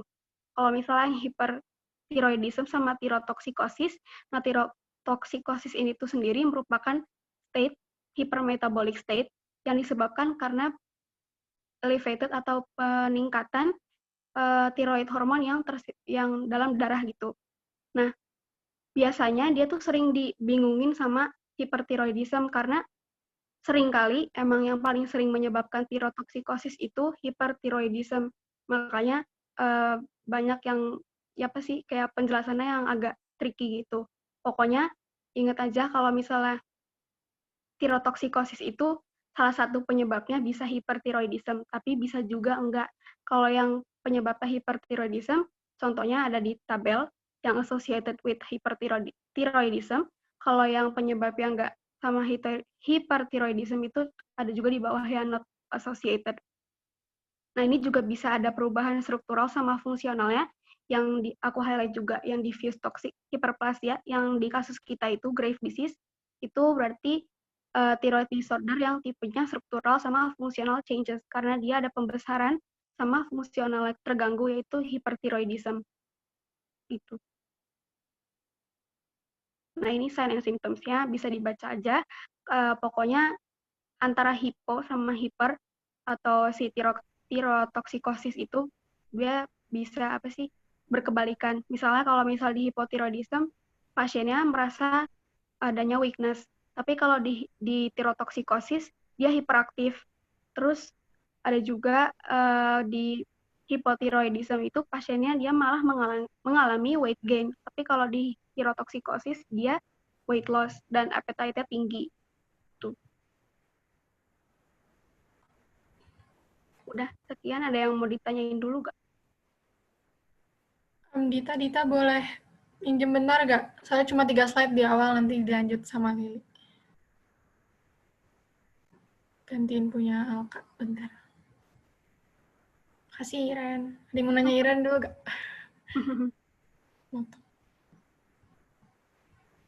Oke, kalau nggak ada lanjut aja ya. Kita masuk ke kasus kita itu grave disease. Boleh di next. Nah, tadi juga udah disinggung sedikit sama Iren terkait tirotosis itu. Nah, di mana grave disease ini biasanya penyakit yang sering terjadi dikarenakan tirotosis ini. Nah, yang biasanya ini tuh ada perempuan itu biasanya lebih sering mengalami grave disease dibanding laki-laki. Dan biasanya penyakit ini tuh terjadi pada umur rentan 20 sampai 40 tahun. Terus ada beberapa sindrom yang fiturnya itu ada di grave disease itu. Biasanya itu ada tadi tirotoksikosis, terus ada goiter atau kayak pembengkakan, apa tadi yang Iren bilang juga kan ada pembengkakan di bagian tiroidnya juga, terus ada ophthalmopati dan juga dermopati. Boleh di next. Nah, ini ada yang sebelah kiri itu yang gambar itulah. Terus yang di tengah itu goiter tadi, dan yang di kanan itu derma sesuatu tadi itu lah ya, yang kaitan sama kulitnya tadi. Kalau misalnya di grave disease. Terus boleh di next. Nah, ini kalau misalkan dari NCBI ini terbaru tanggal 21 Juli 2020, graft disease ini merupakan penyakit yang paling sering terjadi dikarenakan hipertiroidism. Jadi sekitar 60-80% dari kasus hipertiroid. Dan biasanya prevalensinya dari hipertiroidism ini di US itu ada 1,2% dengan insidence dari 20 per 100.000 sampai 50 per 100.000. Nah, kalau misalnya di NCBI ini dibilangnya biasanya itu dari umur 20 sampai 50 tahun. Kalau misalnya tadi di Greenspan itu 20 sampai 40 tahun, tapi kan ada kayak grup gitu ya. Jadi bisa jadi nyambung sampai 50 mungkin.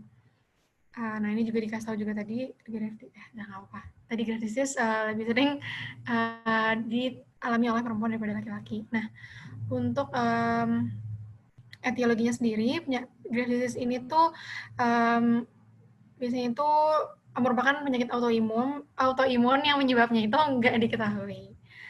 Nah, terdapat kecenderungan keluarga yang kuat. Nah, sekitar 15% dari pasien dengan graft disease itu punya gangguan yang sama, dan sekitar 50% kerabat pasien dengan penyakit graft keluarga ya maksudnya ya. Graft disease itu memiliki autoantibody tiroid yang bersirkulasi gitu di darahnya. Nah, dan ada faktor lingkungannya juga, pemicunya itu bisa stres, merokok atau penggunaan tembakau, adanya infeksi dan paparan iodin. Dan memicu perkembangan penyakit graft ini pada wanita lebih rentan secara genetiknya.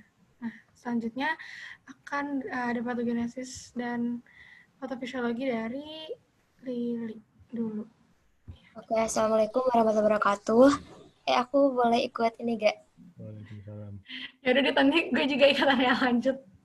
Dikit doang. Nah, di sini ada berikutnya ada patogenesis dari graft disease sendiri. Next. Nah, autoantigen utama dari graft disease sendiri yaitu adalah suatu reseptor di tiroid adalah TSHR. Nah, TSHR sendiri dia terekspresi bukan hanya di tiroid aja, dia bisa di adiposit, di fibroblast, di bone cell, di pituitary cell. Di mana TSHR sendiri dia ada suatu protein, G-protein coupled receptor yang dia utamanya tipe G alpha S yang nanti dia akan mengaktifasi protein kinase A. Lalu si reseptor ini tuh terdiri dari dua subunit utama, yaitu ada alpha subunit sama beta subunit. Nah, untuk alpha subunit dapat dilihat dari gambar, dia termasuk ectodomain atau dia dapat di luar plasma membran, sedangkan untuk beta subunit dia di dalam plasma membran atau endodomain, yang dimana dua subunit ini dihubungkan oleh disulfid. Dapat dilihat di gambar A ya, itu kayak ada yang hubunginnya.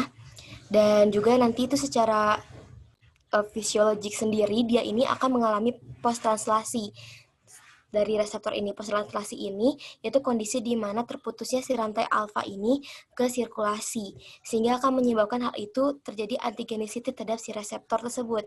Nah, untuk post-translasi sendiri terjadi karena adanya suatu enzim ataupun suatu proteolitik yang terjadi. Nantinya secara normalnya sendiri, hormon-hormon seperti SH ataupun antibodi dari TSHR sendiri itu akan menempel di bagian leucine rich ataupun di bagian alfa dari subunit reseptor tersebut. Next. Dari imunopatogenesis sendiri, kalau graft disease itu tuh adanya kombinasi dari faktor genetik dan juga ada faktor lingkungan. Secara normalnya sendiri, ketika terjadinya pembentukan sel T, yaitu sel T yang bersifatnya masih awal itu dia akan ke tiroid. Nah, tiroid nanti dia masih immature, dia akan diseleksi. Seleksi ini ada negative selection dan juga positive selection. Di mana nanti sel-sel yang ada di tiroid di timus akan mengekspresikan suatu antigen, autoantigen, di mana ketika pada ekspresi itu dia memiliki high affinity terhadap autoantigennya, dia akan dimatikan atau dengan cara apoptosis. Apabila dia memiliki afinitas yang moderat ataupun rendah, dia akan keluar timus dan juga akan menjadi mater T cell. Itu untuk yang normalnya. Nah, selain itu juga di graft disease ada pengaruh interaksi genetik dan epigenetik, yaitu ada SNP, non-coding single nucleotide polymorphism di TSHR gen, di mana nanti dia akan memfasilitasi pelepasannya suatu TSH reaktif T-cell dari sentral tolerance yang akan men-trigger suatu penyakit graft disease. Selain itu juga pada graft disease ada beberapa peran dari helper. T-helper sendiri ada 1 dan 17 serta ada T-regulator. Untuk yang pertama, T-helper 1 dia akan memberi sitokin dan juga interleukin 10. Untuk T-helper 2 dia akan mengaktifasi B-cell dengan merilis suatu interleukin, yaitu interleukin 4 dan juga interleukin 13, yang dimana dia akan merilis suatu autoantibody tipenya IgG subunit IgG1 antibody, yaitu tersebut juga sebagai TSHR antibody, yang dimana kondisinya ini tuh yang paling banyak. Nah, untuk berikutnya ada T-helper 17. Untuk T-helper 17 sendiri, dia akan merilis interleukin dan akan menstimulasi untuk pembentukan autoantibody juga. Lalu untuk berikutnya ada T-regulator. Untuk T-regulator sendiri, dia akan menginhibit peripheral tissue self-reactive T-cell. Kan emang secara normal juga kalau di immunotolerance, dia itu waktu di peripheral itu ada T-regulator kan. T-regulator itu nanti dia akan mengekspresikan CD4, CD25 atau FOXP3 ataupun dia akan mengekspresikan CTLA4 yang dimana nanti kondisinya dia akan menghambat aktivasi CD4+ dan juga CD8+ dengan cara mensekresikannya interleukin 10 dan juga TGF beta. Next, nah di sini autoantibody yang terbentuk sendiri itu sebenarnya ada 3, ada stimulating, ada blocking, dan juga netral. Aku di sini fokus 2 aja, di stimulating sama blocking. Dimana kalau misalkan stimulating sendiri, dia itu kerjanya seperti berkompetisi dengan TSH untuk berikatan di reseptornya. Yang dimana nanti dia akan ketika kerjanya juga akan sama seperti TSH, kalau yang misalkan dia yang stimulating, dia akan menginduce cyclic AMP generation, yang dimana ketika proses penempelan di reseptor dan akan meningkatkan protein kinase itu dan juga CMP, akan menyebabkan proliferasi thyroid cell dan juga akan meningkatkan sekresi serta sintesis dari hormon tiroid, yang dimana akan terjadi hyperthyroidism yang nanti akan menjadi graft disease. Lalu untuk berikutnya ada yang blocking antibody. Untuk blocking antibody sendiri, dia kerjanya menahan agar si TSH itu tidak berikatan di reseptornya, atau juga dia disebut sebagai menghambat TSH yang secara fisiologis, yang dimana nanti dia akan menyebabkan hypothyroidism, biasanya ditemukan di Hashimoto disease, kayak gitu. Nah, untuk berikutnya dia ada jalur patogenesis secara simpelnya ya. Yang pertama tuh karena tadi kan ada pengaruh dari T-regulator ya, karena T-regulatornya sendiri adanya kelainan, adanya kegagalan akan menyebabkan ditambah lagi ada suatu insult, yaitu ada bisa dari viral infeksi ataupun trauma, yang dimana nantinya akan ada suatu respon inflamasi, dan ketika proses dari respon inflamasi tersebut akan sekresinya suatu T-cell cytokine, utamanya tadi T-helper 17 yang paling banyak, dan juga akan mengekspresikan MHC kelas 2. Di sini sudah terjadi loss immune tolerance. Pada kondisi ini karena tadi kegagalan T-regulatory dan juga akan terbentuk T-cell yang bersifatnya reaktif dan B-cell reaktif, yang nantinya akan pengenalan si antigen tersebut ke T-cell dan juga B-cell, yang dimana nanti T-cell dan B-cell tersebut akan menghasilkan sitokin dan B-cell sendiri akan menghasilkan autoantibody tipenya IgG kalau misalkan di graft disease, yang nantinya akan menyebabkan autoimmune disease, kayak gitu. Ini ada proses inisiasinya sendiri, mekanisme untuk pemunculan dari patogenesisnya sendiri. Yang pertama ada yang apa itu namanya? Bystander activation. Nah, kalau misalnya bystander activation sendiri, dia disebut sebagai antigen independent manner. Maksudnya, dia itu ketika pengaktifan T-cell, dia ini bukan diaktifkan oleh antigen, dia diaktifkan oleh suatu insult, bisa berupa virus ataupun bakteri. Oh ya, sebelumnya ini kondisi orang yang autoimun ya semuanya ini. Dan juga ketika ada suatu tadi, insult tadi yang virus, akan terjadi suatu infeksi, terjadi suatu proses pengaktifan T-cell dan B-cell, akan menghasilkan sitokin yang dimana nanti akan menghasilkan salah satu interleukin 2 yang akan mengekspansi si T-cell. T-cell ini yang tipenya autoreaktif. Sehingga nanti si T-cell autoreaktif ini akan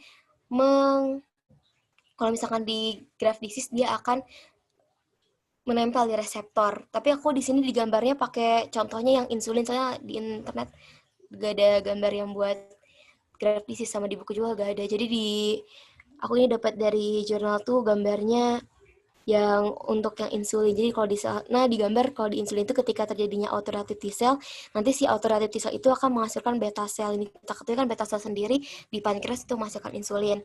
Lalu untuk berikutnya ada molecular mimicry. Kalau misalkan molecular mimicry sendiri, yaitu kondisinya adanya suatu aktivasi si T cell ataupun B cell bukan hanya karena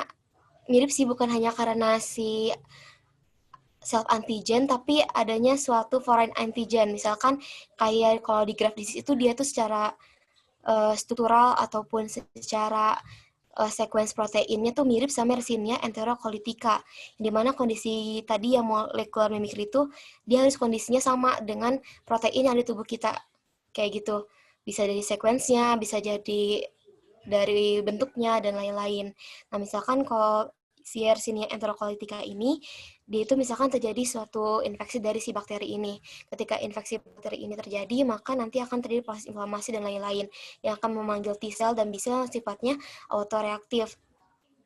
Jadi nanti dia akan bukan hanya menyerang si Yersinia enterocoliticanya, dia juga akan menyerang ke si reseptornya. Dia akan berkaitan ke reseptor yang ada di tiroid dan terjadi graft disease kayak gitu. Dan berikutnya yaitu ada aberrant expression of class 2 HLA antigen. Jadi ekspresi dari class 2 HLA antigen sendiri oleh thyroid follicular cell di kondisi yang autoimun tuh bukan kondisi yang secara intrinsik defect atau bukan karena dia saja akibat penyebabnya. Jadi dia itu bisa di-induce juga berbarengan dengan adanya stimulus dari lingkungan, misalkan kayak infeksi atau trauma.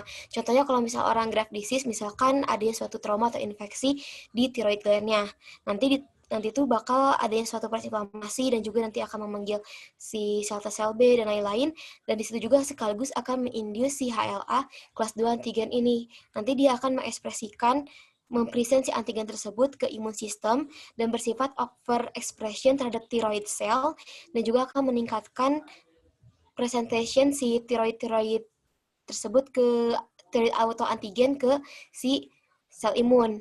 Nantinya akan menyebabkan aktivasi autoreaktif T cell dan juga B cell kayak gitu. Aku lupa ngasih tahu, nice to know. Jadi kalau misalkan di autoantibody thyroid sendiri itu bukan hanya di TSHR antibody, tapi ada juga yang disebut TSI. Jadi TSI itu disebut juga thyroid stimulating immunoglobulin. TSI sendiri tuh dia ada 3 tipe, dia bisa nyerang ke protein yang ada di koloidnya, apa namanya tadi teh? Tiroglobulin, TG-nya, atau dia ke TPO-nya, ke thyroid peroksidasenya, atau dia bisa ke reseptornya. Jadi tinggal ditambahin aja namanya, kayak misalkan thyroid globulin autoantibody. Kalau misalkan ke TSHR berarti thyroid stimulating hormone receptor autoantibody. Kalau misalkan ke TPO berarti TPO autoantibody. Kayak gitu, itu semua namanya TSI. Lalu untuk berikutnya ada cryptic antigen. Ya, cryptic antigen. Sebenarnya aku belum terlalu paham juga kalau cryptic antigen kayak gimana. Cuma yang aku baca tuh, jadi ada suatu antigen itu tuh dia punya cryptic epitope. Cryptic epitope itu sebenarnya dia gak terlalu banyak konsentrasinya, dan juga dia itu katanya tertutup, dan kalau misalkan dia terbuka itu dapat menginduce autoimun. Cuman aku belum tahu juga kayak gimana prosesnya kalau cryptic epitope, tapi dia juga bisa menginisiasi proses autoimun di graft disease. Kayak gitu. Next. Ini ada gambarannya yang ini kayak rangkumannya lah. Ini ada thyroid nih. Thyroid tadi misalkan kita pakainya yang thyroid stimulating hormone receptor. Nanti kan thyroid itu yang thyroid stimulating hormone receptor itu kan dia sebagai auto antigen kan, antigenik utama di orang graft disease. Nanti itu dia akan menstimulasi TH atau si T helper. T helper ini dapat disupres oleh si T regulatory, tapi sayangnya di orang graft disease ini T regulatorinya dia gagal, gak bisa mempertahankan imunotoleransinya. Lalu si T helper ini dia akan mensekresikan interleukin 2, akan mengaktifasi si B cell. B cell ini dia akan masukkan antibody, misalkan kayak TPO autoantibody, TG autoantibody, dan TSI lain seperti TSHR autoantibody. Lalu selain itu juga karena tadi si reseptor TSHR sendiri bukan terekspresi di tiroid aja, dapat di tempat lain, salah satunya di orbit, di mata. Di orbit sendiri nanti dia akan diserang si thyroid stimulating hormone reseptor tersebut oleh antibody dihasilkan, sehingga akan menyebabkan yang disebut sama kita tuh exophthalmus kayak gitu. Next. Untuk patofisiologinya sendiri, nah ini ada simptom sih dari tirotosikosis, tadi udah disebutin juga, jadi bisa dibaca sendiri. Jadi next aja deh. Nah, terus Nah, ini ada beberapa patofisiologi yang terjadi di orang Graves' disease. Pertama, orang yang Graves' disease itu biasanya akan meningkatkan metabolic rate. Ketika kondisinya metabolic rate yang meningkat, maka akan meningkatkan rasa lapar dia dan juga dia akan heat intolerance, dia akan lebih suka di tempat-tempat dingin. Lalu dia akan meningkatkan sintesis serta degradasi dari protein yang akan menyebabkan loss of weight, muscle wasting, proximal muscle weakness, dan juga hypoalbuminemia. Lalu selain itu juga akan meningkatkan increase turnover insulin karena pada kondisi Graves' disease sendiri akan meningkatkan gluconeogenesis juga glikosisnya sehingga terjadi kontrol glikemiknya itu kurang baik dan biasanya orang-orang yang Graves' disease juga akan menyebabkan diabetes mellitus. Lalu untuk berikutnya adanya meningkatkan lipogenesis juga lipolisis yang dimana nanti akan meningkatkan free fatty acid dan juga gliserol, menurunnya kolesterol dan juga menurunnya trigliserida. Cuma di kasus kita pasien ini normalnya kolesterol sama trigliseridanya sendiri. Untuk berikutnya dia akan memblokade beta adrenergic yang ada di jantung. Dia itu akan ketika diblokadenya beta adrenergic sendiri akan meningkatkan cardiac sensitivity terhadap sympathetic nervous system. Lalu untuk berikutnya dia juga akan meningkatkan cardiac output. Ketika meningkatnya cardiac output sendiri dia akan terjadi palpitasi, meningkatnya pulse pressure, akan terjadi aortic systolic murmur, adanya angin dan juga heart failure kalau misalkan terjadi orang yang udah tua. Kalau di kasus kita dia terjadi palpitasi kan ya. Terus udah gitu di nervous systemnya sendiri biasanya akan terjadi nervousness, ada emotional ability, ada hyperkinesia atau hyperflexibility dan juga tremor. Di kasus kita juga pasti mengalami tremor juga hyperrefleksia. Untuk berikutnya kalau di lanjutan yang tadi yang increase sintesis dan juga degradasi protein, yang loss of weight juga dapat menyebabkan muscle wasting dan juga akan menyebabkan thyrotoxic myopathy. Lalu untuk di sympathetic overactivity, dia juga akan menyebabkan lead retardasi, dan juga dia juga selain di metabolik dan juga di jantung, dan juga di saraf, dia juga di kulit, dan rambut juga mempengaruhi. Di kulit, misalkan kalau di kulit itu dia terjadi vasodilatasi di bagian subkutannya, dan akan menyebabkan excessive sweating, warm, moist yang ada di skin, dan juga palmar erythema. Untuk di tempat-tempat lainnya, misalkan adanya elbow smooth and pink, dan juga ada telangiectasia ataupun disebut juga kayak spider vein, dan juga ada hair loss increase, dan juga ada pulmonary nail dan juga ossiculosis. Biasanya di jari keempat juga jari kelima dan biasanya ada juga vitiligo. Lalu orang yang Graves' disease sendiri akan meningkatnya konsumsi oksigen dan juga akan menyebabkan lemahnya si respiratory muscle sehingga akan vital capacity-nya menurun dan terjadi dyspnea. Untuk berikutnya, kalau tadi juga disebutin dia juga si hormon tiroid ini dia dapat fungsinya di usus ya. Karena kalau misalkan tadi kan Graves' disease itu meningkat ya si hormonnya, dia itu akan meningkatkan increase bowel movement dan akan menyebabkan diare.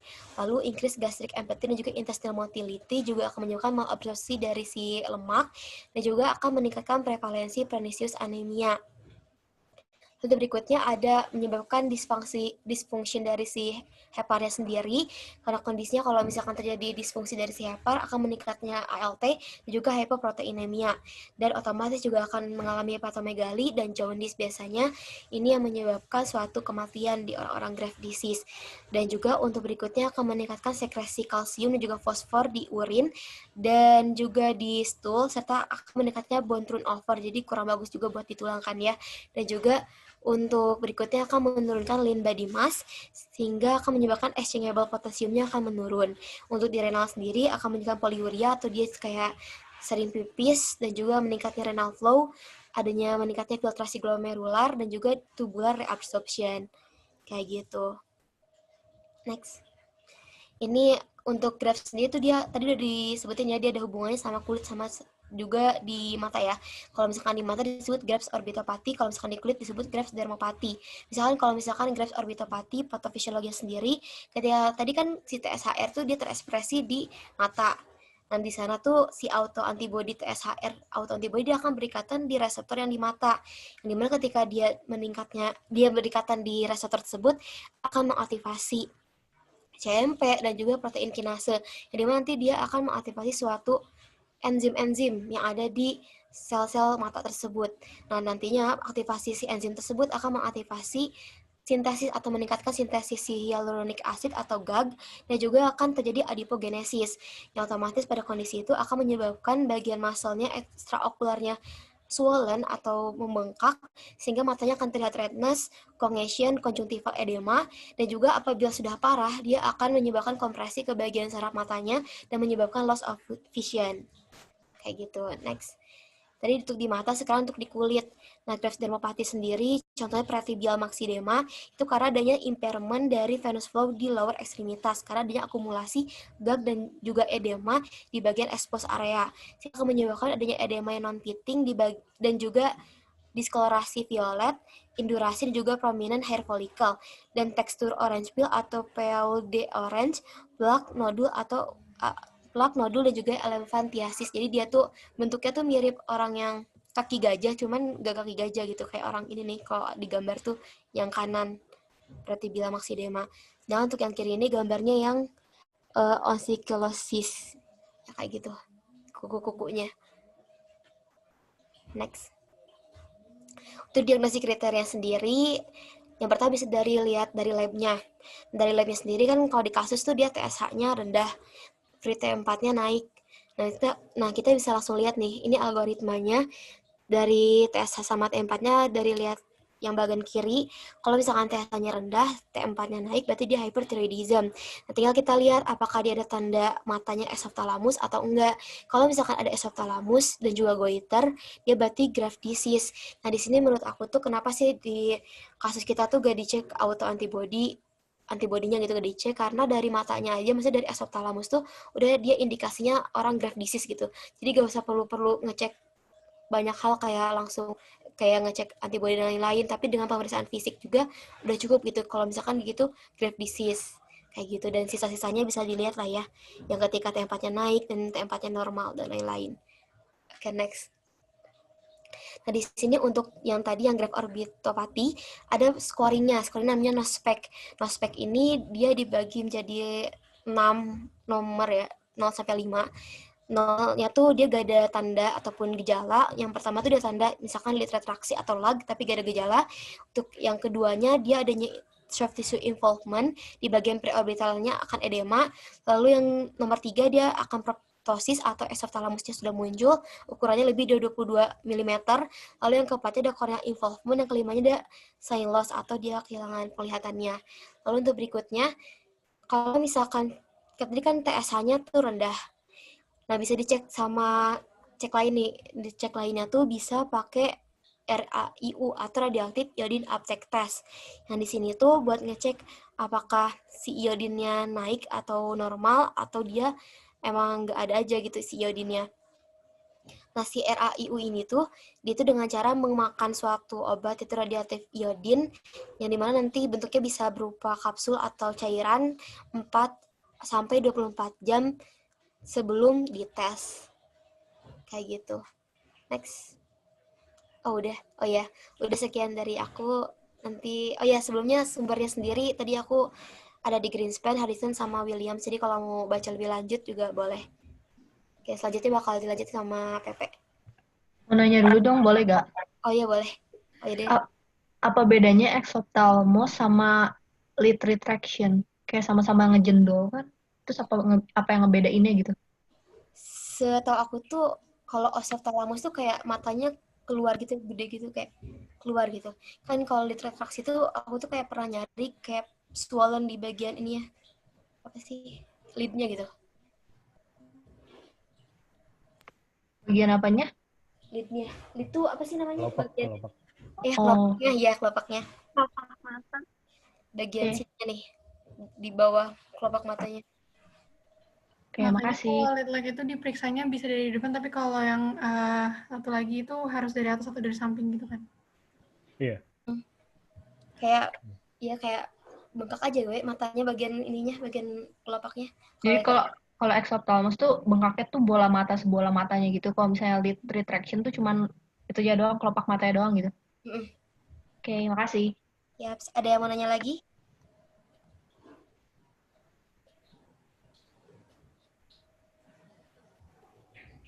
Oke, kalau gak ada lanjut. Oke, bismillahirrahmanirrahim. Selanjutnya saya akan menjelaskan tentang differential diagnosis dan juga komplikasinya. Ini referensinya, bagi next. Nah, komplikasinya sendiri itu aku dari Greenspan itu ada badai tiroid ya, atau tirotoxic crisis. Nah, biasanya badai tiroid ini tuh sering munculnya itu sebagai sindrom yang mungkin dapat meningkatkan keparahan kehidupan seseorang. Nah, terkadang thyroid storm ini bisa ringan dan muncul itu hanya sebagai reaksi demam yang demamnya itu nggak bisa dijelasin gitu. Terus next.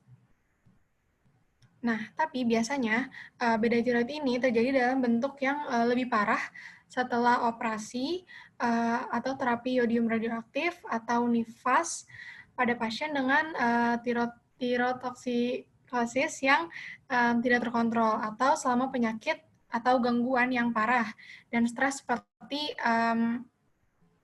bisa diabetes, trauma, infeksi akut, reaksi obat, atau infark miokard. Nah, terus boleh di next. Manifestasi klinis dari thyroid storm itu sendiri ada yang pertama ada hipermetabolisme dan excessive adrenergic response. Terus ada juga demam, biasanya itu suhunya dari 38 derajat sampai 41 derajat Celcius.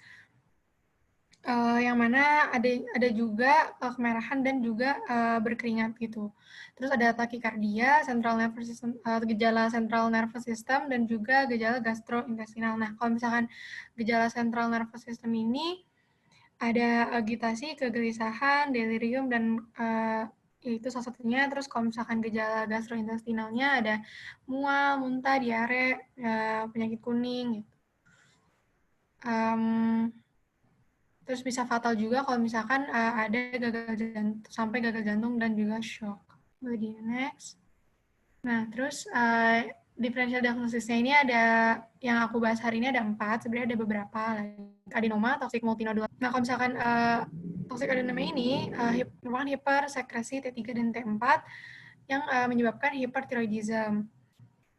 Terus toxic adenoma ini menekan sekresi TSH endogen dan mengakibatkan berkurangnya fungsi lobus kontralateral dari kelenjar itu sendiri. Nah, terus ada gejalanya ini hampir sama kan sama kasus kita itu Graves' disease. Di antaranya ini ada weight loss, weakness, short of breath, palpitations, tachycardia, head intolerance, terus tapi nggak ada tadi ini yang mata oftalmopatinya ini nggak pernah ada di toxic adenoma. Boleh di next. Nah, dari pemeriksaan labnya itu biasanya ada, bentar aku mau jelasin pemeriksaan fisik dulu. Dari pemeriksaan fisiknya ini biasanya ada nodul atau di salah satu lobusnya ya. Makanya hampir mirip gitu gambarnya kalau misalkan dilihat dari luar toxic adenoma ini. Terus kalau misalnya dari pemeriksaan labnya, biasanya ini TSH ini supras TSH, terus TSH-nya ini tertekan, terus juga peningkatan kadar serum dari T3, atau juga biasanya sering juga hanya adanya peningkatan batas kadar FT4. Terus kalau misalnya dari radionuclide scan-nya,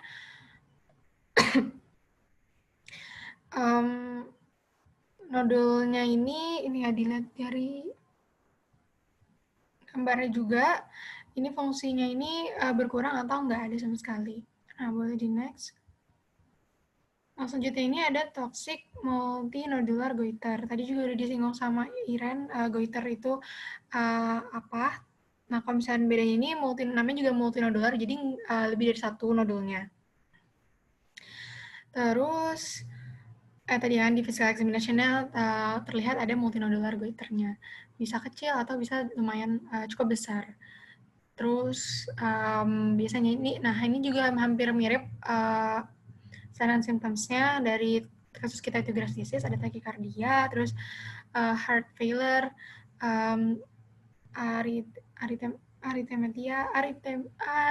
arrhythmia, terus ada juga kadang penurunan berat badan, nervous weakness, tremor, dan juga berkeringat. Terus boleh di next. Nah ini gambarnya dari toxic multinodular goiter. Terus dari pemeriksaan labnya itu supras TSH dan juga ada intinya peningkatan kadar serum T3, terus adanya juga peningkatan T4, tapi kurang mencolok gitu peningkatannya. Terus ada dari radio iodine scan results-nya ada multiple functioning nodules. Di next. Nah, ini selanjutnya ada thyroid hormone resistance syndrome. Sebenarnya jujur aja aku nggak terlalu ngerti sih sama thyroid hormone resistance syndrome ini itu kayak gimana. Tapi kita coba aja dulu ya. Nah, yang pertama ini GRTH atau growth hormone ini dapat disebabkan oleh sejumlah mutasi dari mutasi dari beda THRB itu bentar saya lupa. Reseptor ya? Enggak. Ya, reseptor. Tapi apa? Thyroid hormon reseptor beta. Nah, itu dia. Nah, yang mana ini menimbulkan resistensi terhadap, jadi ada resisten gitu di reseptornya. Dan menyebabkan peningkatan kadar hormon tiroid dalam serum dan kadar TSH yang normal atau sedikit meningkat. Yang kedua juga ada resisten terhadap thyroid hormon reseptor alfa yang disebabkan oleh mutasi THRA itu sendiri, yang mana itu berhubungan dengan TSH serum yang rendah dan kadar FT4 yang sedikit rendah. Nah, selanjutnya ada tiroiditis. Tiroiditis itu ada dua sebenarnya. Satu lagi itu yang kronik, tapi yang kronik itu itu biasanya hipotiroidism, contohnya itu yang Hashimoto, itu ya namanya, takut salah. Tapi contohnya itu, jadi nggak aku masukin, yang aku masukin cuma yang subakut tiroiditis, tapi di buku lain juga ini disebutnya akut tiroiditis. Nah, kalau misalkan subakut tiroiditis ini adalah penyakit gangguan inflamasi akut pada kelenjar tiroid yang kemungkinan besar disebabkan oleh infeksi virus. Ada beberapa virus di buku Greenspan, nanti boleh lihat aja sendiri. Terus ada beberapa gambaran klinisnya. Yang pertama dari gejalanya, hampir sama juga, ada demam, ada malaise, terus nyeri di bagian leher bagian anterior, terus juga dan ini tuh bisa, nyerinya itu bisa meluas ke sudut rahang atau ke arah lobus telinga, di satu atau kedua sisi leher. Terus bisa juga pasien yang mungkin mengalami gejala hipertiroidism kayak palpitasi, nervousness, dan juga keringat yang berlebih. Tapi kalau misalkan yang membedakannya juga di subakut tiroiditis ini nggak ada oftalmopati atau tadi yang seperti di awal, yang matanya keluar gitu, agak rada menonjol keluar. Nah, terus dari physical examination-nya, ini itu nggak ada tanda kemerahan lokal atau panas yang menandakan pembentukan abses. Terus tanda-tanda klinisnya itu ada tanda-tanda klinis dari tirotoksikosis, yaitu ada tachycardia, tremor, hiperrefleksia, dan yang mungkin juga ada di physical examination-nya. Terus pada lab findings-nya, T4 dan T3 yang meningkat, sedangkan serum TSH dan juga RA-nya itu biasanya itu sangat rendah. Terus tingkat sedimentasi eritrositnya itu meningkat, tapi biasanya autoantibody tiroid ini nggak terdeteksi pada serumnya. Terus, seiring berkembangnya penyakitnya, itu FT4 dan 3-nya itu turun, TSH-nya meningkat, dan mungkin ada beberapa gejala hipotiroidism. Gitu. Boleh di next. Nah, sebenarnya itu aja yang komplikasi dan differential diagnosisnya. Sisanya itu ada di Greenspan, itu ada, cuma memang yang mirip dan biasanya itu tadi yang aku sebutin, insya Allah itu. Nah, ini siapa yang ngerjain? Terima kasih. Tapi aku baca aja biar cepat.